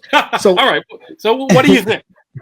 So I'm glad you brought this up because I feel very passionately about this. First of all, I learned a long time ago from Andy Serling. My job I learned this before we worked together. My job is to try to give winners, but when I can't give a winner, because as a horse player, I skip a lot of races. So if I can't give a winner, I don't have an opinion, then my job is to at least educate and give, show someone how to fish so that they can then fish on their own. That's how it should work. And so that's what I try to do. I try to give ideas if I don't have a strong opinion. The other thing is, and this is no offense to other analysts, but it's going to be offensive. I bet, right? I bet. So I can't afford to have ridiculous opinions. Like I can't afford, and we used to work with someone like this, Pete, and you know what I'm talking about. I can't afford to give out some 30-1 shot, no hoper that has some dumb angle that can't pick up his feet just so that I can say I don't pick chalk. My brain doesn't work that way. I have to find winners. I have to keep sequences alive. I have to keep doubles alive. I have to find winners. And so that's what I try to do. And And and the other day, with the charlatan situation that you're talking about, where some guys picked charlatan as their best bet, he was the most likely winner on the day, and that's fine.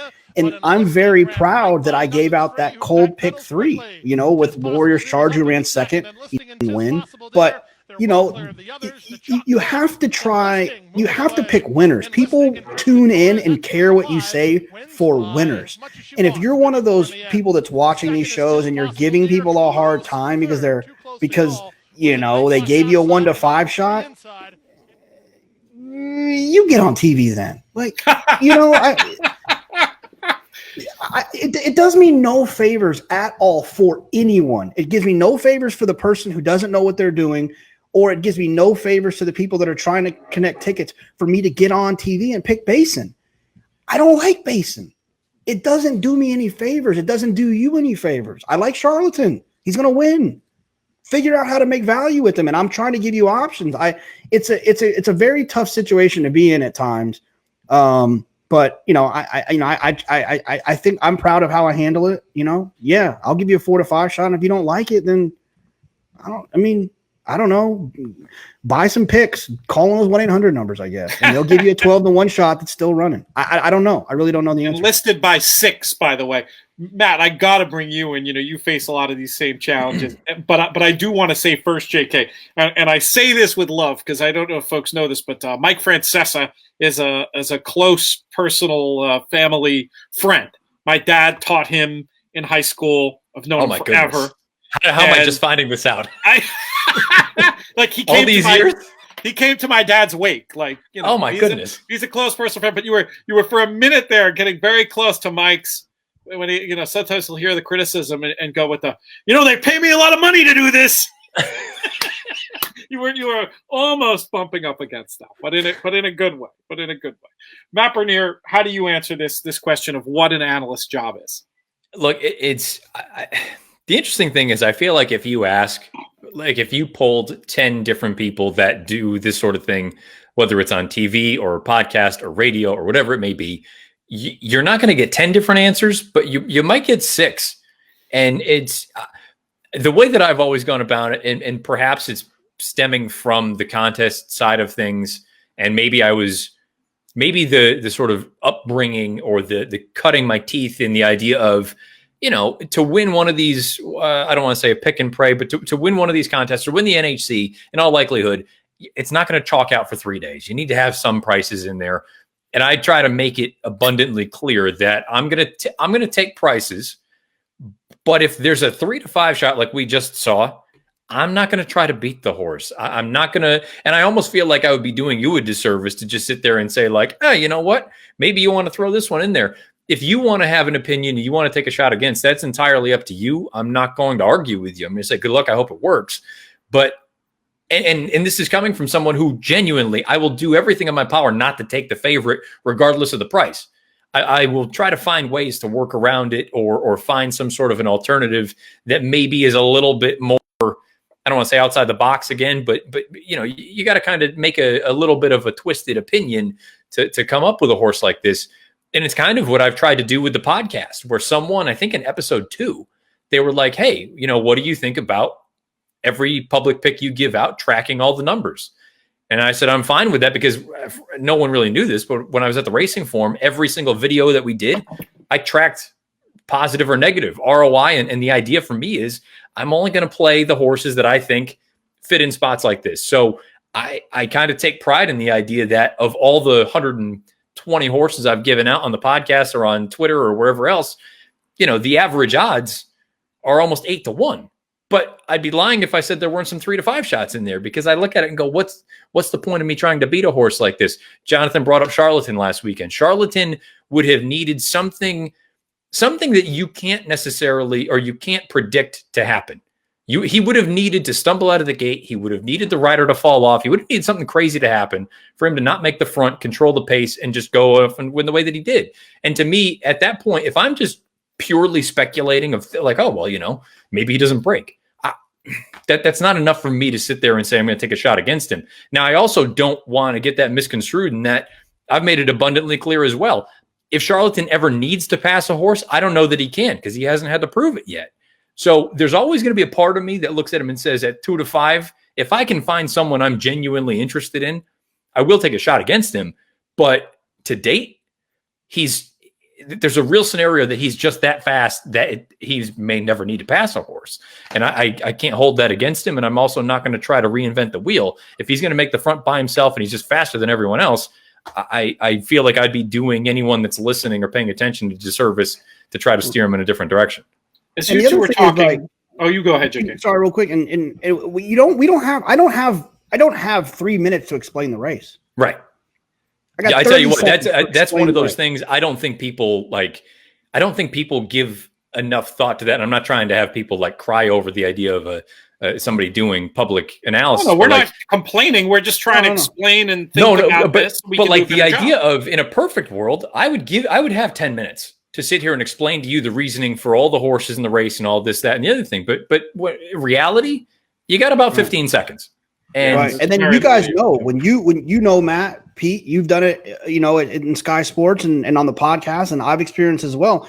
When I give a horse that's like 5, 6, 7, 8, 9, 10, whatever it is, the one and the horse wins, dude, my DMs or my text messages, they blow up. So I feel this sounds weird, but I feel a sense of responsibility to not say something stupid. Not to just give, because I feel like people are they're gonna bet what I'm saying, whether they should or they shouldn't. They're going to, and so I don't want some guy who's playing with $50 on the weekend, and I say I like some 9 to 1 shot because my ego is too big to pick the 3 to 5, and then the horse is still running the 3 to 5 gallops, and this guy loses $50 bet. Like, I don't want that responsibility. I'm going to tell you what I think, and if you don't like it, deal with it. To piggyback on that, though, like I'll use, I think you and I are good we can compare and contrast the two styles where you're predominantly, and correct me if I'm wrong, you're predominantly a multi-race player. And I've got to a point in my life where I recognize that, look, I'll hit a pick 4 or a pick 5 or a pick 6, but more often than not, I'm not going to. So I just I've dumbed it down to, I play win bets, and if the price is right, I'll play place and show. And I know that sounds like a cop-out, but for me, I'm in it as sort of a longevity piece. I want to maintain the ability to keep playing. And I also want to look at it and say, you know what, I can make a case for one of these prices. But in reality, if I'm playing a pick 5 or the pick 6 tomorrow, assuming this thing ends up carrying over, and I'm sure I'll dip a toe in the pool for the rainbow tomorrow because it's supposed to be forced out, barring anyone taking it down today. If there's a 3 to 5 shot tomorrow that I just think is going to win, I'm going to single the horse and say, you know what, if I'm right, I'm right. And if I'm wrong, it is what it is. That's the name of the game. But I think there are just too many folks that get so tied into results. And I've said it on the podcast before.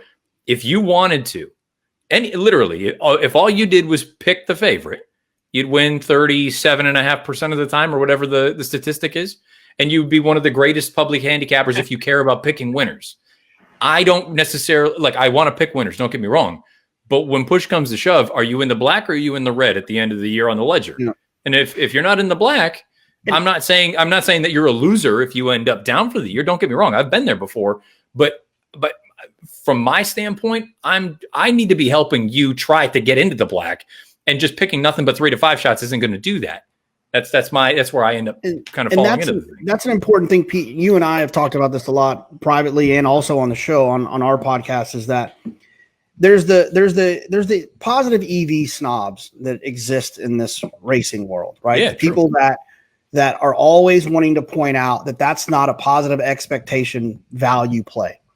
And that's fine. But here's the thing, what they don't understand is that people that are tuning into Fox and to TVG and NBC and whatever it is to watch racing, they're not betting every day. So the idea that they're supposed to continuously play 10 to 1 shots because in the long run, that's the smart thing to do. They're not us. We do that. We play every day. So we can follow those rules. Cherry pick. If you're a guy that pops in for one moment, you need winners. Give them the best analysis of the race you can at the time you have. We're actually going to come back to this after the race, but it is 1 minute at Tampa Race 8. And speaking of winners, JK, give us another one. I use 2 horses here, and I don't remember why, but I'm going to pull it up. I'm going to do that thing we do on our show where I talk really slow while I'm looking it up. I use the 2 and the 5 here. I use 2 entries. Yeah, is that didn't I? It's just interesting because the horse is 70. $150 horse if he wins. Yeah, it's a 71 to 1 shot, JK. See, those people that like to try to clown your boy for picking shorties all the time. That's why I'll show you the 70 to 1 shot. We're gonna have a new T-shirt if this one wins. Certified member of the Bomb Squad. What's the case? Why did I do that? We're in the 8th, right? Yeah, I hope you really like the horse. I was sort of subtly saying you must be in the wrong race. That's what I was trying to say without calling you out. I have no idea why I picked this horse. Okay, Matt Bernier. What do you? So I did what I said. The 2 and the what? I said the 2 and the 8. So the 2 and the 8. 2 and the 5. 2 and the 5. You've always liked the number 2. I mean, what are we looking at? Super wide. The 5 was super wide last time. 2 races back, spent a lot of time down on the rail, which you don't want to be. Moved into a fast pace. And had a little bit of trouble. And if you go to the 3rd running line for the 5, Wilshire Star. The figure is more than enough to win this race. So I like the 5 here. I mean, hunch play. Let's use the 2. I have no clue. Typo? No pace figures. Yeah. You know what happens to me sometimes? And then I'll move out of this quickly. I will like a horse and I will see their odds as 5 to 1. They could be the 1 horse and their odds are 5 to 1. And I'll write my note. I'll put 5 because of the 5 to 1. Yeah. But I don't know. But if this horse wins, they're going to pay $170. I'm putting a tenner on it just because it's going to be hilarious. So that's how I'm going to handle it. Matt Bernier, who do you like in this race? They're going to the gate. I had a really difficult time here. I liked the outside 2 horses in here. I liked the 11 and the 12, and I ended up going with the 12 Giant Trick just because I figured that the 12's odds would be higher than the 11. I think they're relatively similar. I understand you could probably look at the 11 and say the form recently may be a little bit better, but my logic with the 12 Giant Trick was try to open 6,250 claimers last time out. Probably a little bit tough. One at this level and at this distance, 2 starts back, and also has shown the ability to sit just off of it. And again, to me, that's arguably the most important trait that a dirt horse can have. Where look, if it's given to you and you can take the lead and you go on your merry way, great. But also, if you can show that, you know what, I can perch off of a target 2-3 path in the clear and still be able to go on with it. I'm not suggesting Giant Trick is the most likely winner of the race, but I feel like that run 2 starts back is more than capable of winning in a spot like this. And look, we talk about post positions and things like that. We've made it clear, typically outside is where you would rather be at Tampa. I don't mind giving up a little bit of ground. And the horse is 20 to 1 almost. So I was between those 2. And look, if I'm probably not going to bet the race just because I didn't love either of them. But from a contest standpoint, I wouldn't be opposed if I were going to bet the race to bet both of them to win. The 11 7 to 1, the 12 is 19 to 1. I'm not one of those guys that's going to die on my sword because my pick didn't win. If I like both of them and they're both reasonable prices, I'm not ashamed to say that I'll bet 2 horses to win. I'll bet 3 horses to win if the prices are right. Couple of quick comments. Ali Dar 5 will take Ollivander at 60 to 1, please, Alex. And our buddy Pete brings up, I talked about my friend and mentor William Murray a few times tonight. How about my friend and mentor Harvey Pack? He used to say on his show all the time, never bet a horse as the favorite doing something he's never done before. JK, what do you think of that theory? Unless you think he should have always been doing it, right? So that's good. Don't ever bet a favorite who's going long for the first time unless you've always felt he should have been going long the whole time, right? I mean, with all due respect, Harvey, I didn't mean it like that. That's just the way that my brain. I don't think he'd be offended. He's a fan of your work on the Fox show. He told me that we've been talking once a week. I owe him a phone call actually. He's doing great up on the Upper West Side. He's like, man, I don't really leave the house anyway, so it's fine. I don't want to like air people's sort of stuff, but in the few times that I've interacted with Harvey, I believe he is in a rent-controlled building. Yes. Which Same is place. Yeah, bananas. he wrote about this in the book. Yeah. Do you realize how what the rent of that place would be? I mean, the man, I don't know what he like. It's nuts. It is how does unreal. that work before they break from the gate? How does that rent control thing work? Like, how do you get it? How does it work? They can only, I mean, this happened. I forget when he moved in there. It's in the book, but like in the 1950s or whatever, maybe before. and they can only bring it up if they can't bring it to proper market value. It can only go up like a certain amount. So how does the owner? I mean, how does the owner even justify paying that like a 20th of what it's worth monthly? But how does a property owner justify that with property taxes? You are above my pay grade, JK, but I guarantee you we have some people listening who know about the world of New York real estate and can explain this to JK, who works in real estate himself, so he'll be I was gonna say, and not that we want to turn this into a real estate podcast or a live stream, but so I left New York a little more than 2 years ago, and earlier this year, Pete, you probably know some about this, or you are aware of it. They ended up getting it to the point where realtors and real estate agents couldn't take a full commission on a rental as opposed to a sale.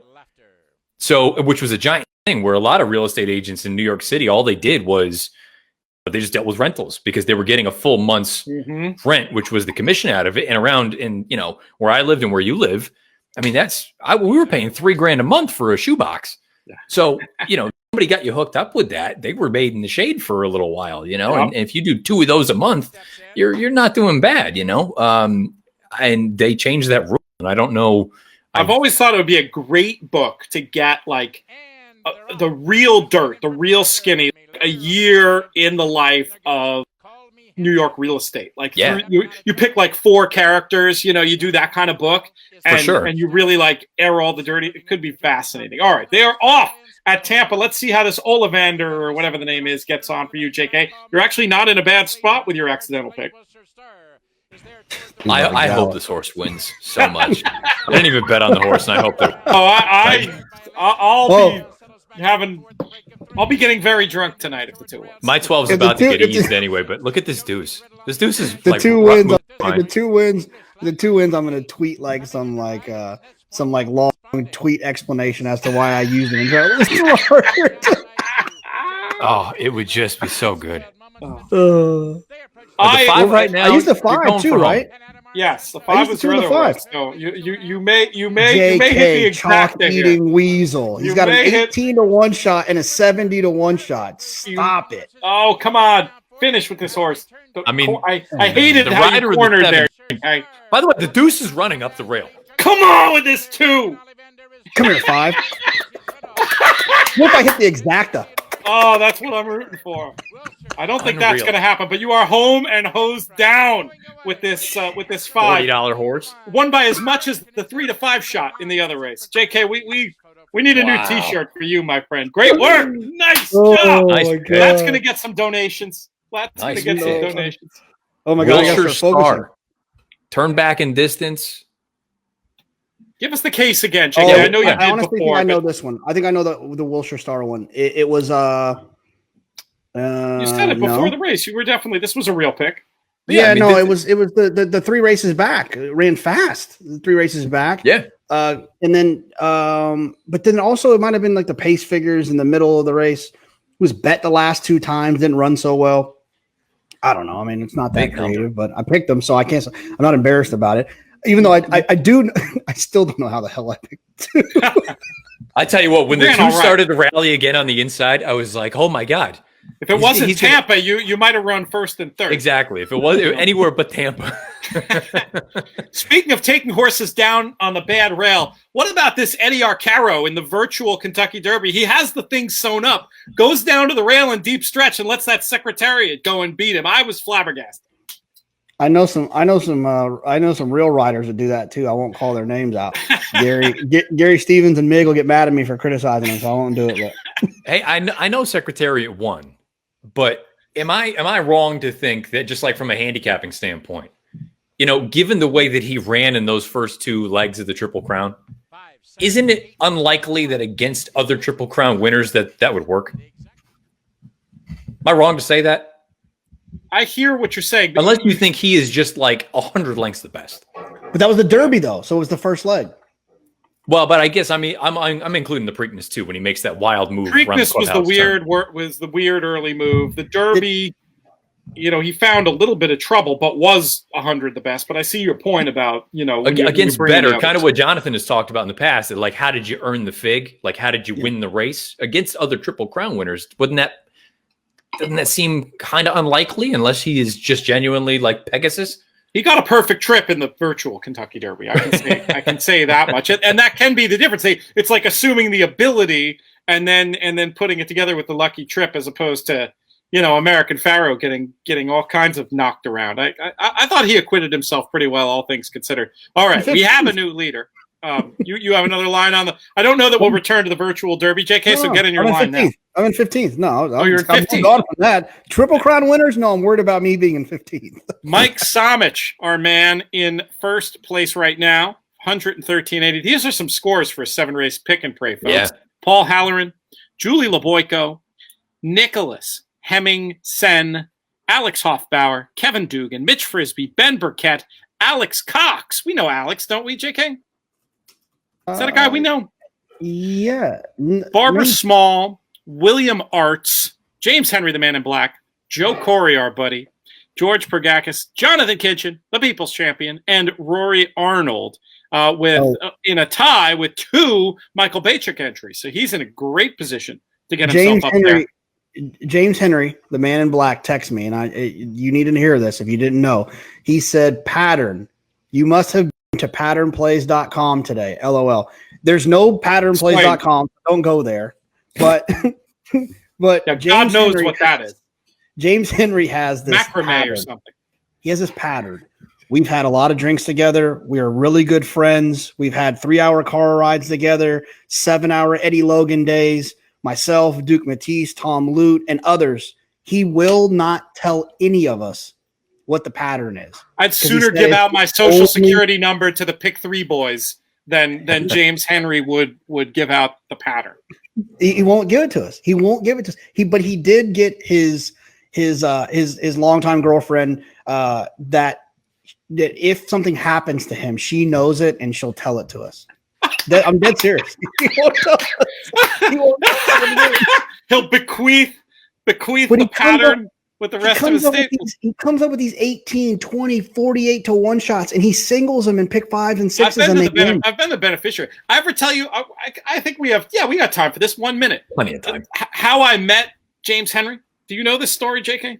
I don't know. So this was God knows how many years ago, a dozen at Saratoga. I was off to the most torrid Saratoga beginning that I've ever had. Just like could not lose. Now, famously at Saratoga, I do not win on my birthday. I won on my birthday in like 1998. I actually bet a horse called Birthday on my birthday. You can look that up in Equibase. That was the last time until this year. You know Bill Mott. No Bill Mott. The anti-Bill Mott right here. Similar birthday. Birthday's August 4th. The meet used to be later, so it was only like I had 6 good winning days, and then it was my birthday, and lost as usual. The cold streak. I thought the streak was over. Frank Scattoni and I were betting partners at that time, and he was out at Del Mar for the day, and he was an acquaintance of James, and it was like, oh, we're going to play this late pick 4. Do you want in? Sure. Throw me in for 100, whatever the hell it was. And then I go to dinner, not watching, not anything, just, drinking away my sorrows for breaking my losing streak. And it turns out that I guess in this pick 4 that Frank ended up putting together with James Henry, a guy I had never met, there must have been like 2 pattern horses. Like they beat a 1-9 shot in the sequence and then had another 15-1. Like, my 25% share of this pick 4 was a 4-figure sum. I ended up, thanks to the Man in Black, thanks to James Henry, having a winning birthday after all. And so, don't disrespect the pattern, all right? Oh, no. Oh, well, no. I'm disrespecting it. It's some kooky business from time to time. but no, he's one of the best. He's absolutely one of the best. 1 race to go here at Gulfstream. Matt, are you drawing dead, or do you have a chance? I mean, in all likelihood, people ahead of me probably have the horse. I mean, I've got a price, but I don't think it's enough to get into it's definitely not enough to get in the top 16. I shouldn't say that. I don't even know what my total is. I have the 3 horse in here. I don't think I've done anything in the first handful of races though, so I'm drawn dead. Montana Man, I thought was a little bit interesting in a spot like this, given the circumstances. 7.5 furlongs. This is restricted to 3-year-olds. The horse ran in N1X company most recently, first time blinkers. I thought Vasquez had a little bit of a hard time to get the horse to relax down the backside. With the way that the track is played, I'd much rather be forward than trying to rally from off the back. When you take a look at the company that the horse kept in that most recent run, the winner was a next out winner with a 90 buyer. The third place finisher and the 8th place finisher both earned 83s in their next start. And if you go back 2 starts, and I understand it was in a different barn with Romans, the horse ended up going out there, breaking the maiden. The third place finisher was the next out winner with a 74. I think Bobby DeBona is as good as anyone as far as these types are concerned. I figured that with Jaramillo aboard, they're going to be forwardly placed. Maybe with the class drop, maybe with a little bit of distance relief, the 3 Montana Man was live. JK, we're going to talk about your pick, and then we're going to talk strategy. And I'll ask you if you would change your pick if you could. If this was live and not pick and pray, what your approach to this race would be and how it would differ, if it would at all. But let's start out with who the JK Steam is in race number 8. Oh, you better make it quick, PT. If I gotta get ready for this race call, I kind of forgot. I kind of forgot you were doing that. Really quick, I have the 1. I have the 1 and the 7. Obviously the 1 was my top pick. So I would rather switch it, but I can't. It's the nature of the game. But you've got the 7 on the good ticket. People that get mad, people that say to me, I should have just played 1. I was zigging and I was zagging. No. If you would have played 1, you wouldn't have used the 5 that we just hit. I hit the 5 on my second entry because he was my second choice. I don't know why the 2 was my first choice, but you know what I'm saying. So it doesn't matter. You just gotta. It is what it is. You take it for what it's worth. I like the 1 with Pletcher, with Irad. They won that. They dropped to 40 off the long layoff. They didn't lose the horse. Now they're coming back here. It makes sense. Going to get a trip. You get Irad. We talked about the ride you'll get from Irad. And then Ralph Nix has been on fire. I think he won with a 20-1 shot the other day. He won with a 6, 7, 8 to 1 shot. He's just been running good. So I honestly just landed on this one as kind of just a backup ticket. And now it's the one that I need to try to hit the board and hold my spot. They're on the turf course, JK. If you need to prep, you could stop talking, or are you ready? Can you just go straight in? I want to give you a minute here to look at colors. No. I don't think I'm going to lose. I don't think I'm going to lose a job or anything if I blow this call, but I'm going to do my absolute best. So. I should probably focus, but I had one more point I wanted to make about the other conversation about, I think people just have this, and I've heard analysts themselves do it, and I've certainly heard people on Twitter do it. The misunderstanding of the word value. When people equate value with price, it makes me completely insane. When they say, oh, the favorite isn't any value. I thought in the specific race yesterday, there was more of a chance that the 4 to 5 shot that would be value than any of the other long shots. It's all about their price versus the chance that they can win. They are loading here at Gulfstream, and we're going to bring this to the voice of the Horseplayers Happy Hour podcast, Jonathan Kinchin. Take it away, JK. All right. We got the 5 rhythm section still back, acting a little bit naughty, kind of like PTF was a few weeks ago when I called him and asked him for a favor. Here we go. All right, they're all in line. I think. Just kidding. The 6 is still getting in Captain D. I've called PTF Captain D before too. He's being very difficult. That's sometimes a shortcut for him. We see the young gentleman with the blue shirt sitting right there by the rail with his mask on, looking very unhappy. He sits forward. They're all in line. Bing, bang, boom. They're off. Captain D goes to the front. We've got Arithmetic far to the outside, not a friend of JK. JK tries math and fails. Bayou Prospector out on the front end. Bayou Prospector, aptly named after our friend Michael Baychok from Louisiana. And then what do we got here? We've got the 11. He's in second. The 6, Captain D, sits in third. The 9, Saint Benevolence, a 72-1, 90-1. Don't worry about him. He won't win. The 7, lure him in between horses to the outside with the red facial gear on and the red shadow roll. We have the 8, Dominate the Moment, and I'm not going to call the other ones that are losing. How about the 5 horse who has on the fake Coolmore silks? No, they're real Coolmore Silks. They're actually the real Coolmore Silks. Yeah. That is a little bit interesting. Out on the front end, we've got the 10 Bayou Prospector, very similar to Michael Bachok. He likes it out on the front end. We have the 9 Saint Benevolence. Don't worry, he's not going to win the 4. Dyna Drive, losing ground. Who's doing that? Why wouldn't it be Joel Rosario? In between horses, we've got the 6 way back there. I should probably start talking about the 8. Dominate the Moment is in front, and he's doing just that. Dominating the moment until this horse comes up the rail, and he will no longer be dominating the moment. Here comes the 4 in the middle of the track, Dyna Driver. Who knows better than Joel Rosario? The overland route was the best one. Just kidding. No, I wasn't. Yes, I was. I have no idea who won. Oh, fantastic stuff. Dylan Donnelly, thank you so much for your generous donation to the Thoroughbred Retirement Foundation. I may pay the 100 to make you do that again next week. I enjoyed it so much, especially the digs at me. Matt Bernier, who actually won that race? I was too busy laughing. I believe Arithmetic up the wood for Clement got the job done at 8-1. The horse that the 11 horse would win while I'm calling the race, of course. Yeah. Once again, so just yet another example of JK tries math fails there. That's pretty amazing to get that rail run from the 11 hole. And who finishes second? And what is this going to mean to our leaderboard? I think 11-4. So you're dealing with one of the 3 or 4 chalks that were in the race. Look, the 11 is going to blow some things up, but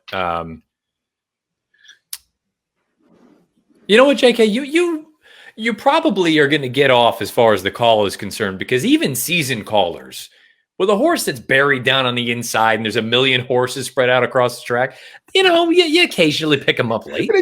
Who would have thought it would have been the 11 on the rail, for crying out loud? How did he get down there? You know what? Don't feel bad about it. Tyler Gaffleone. There he is.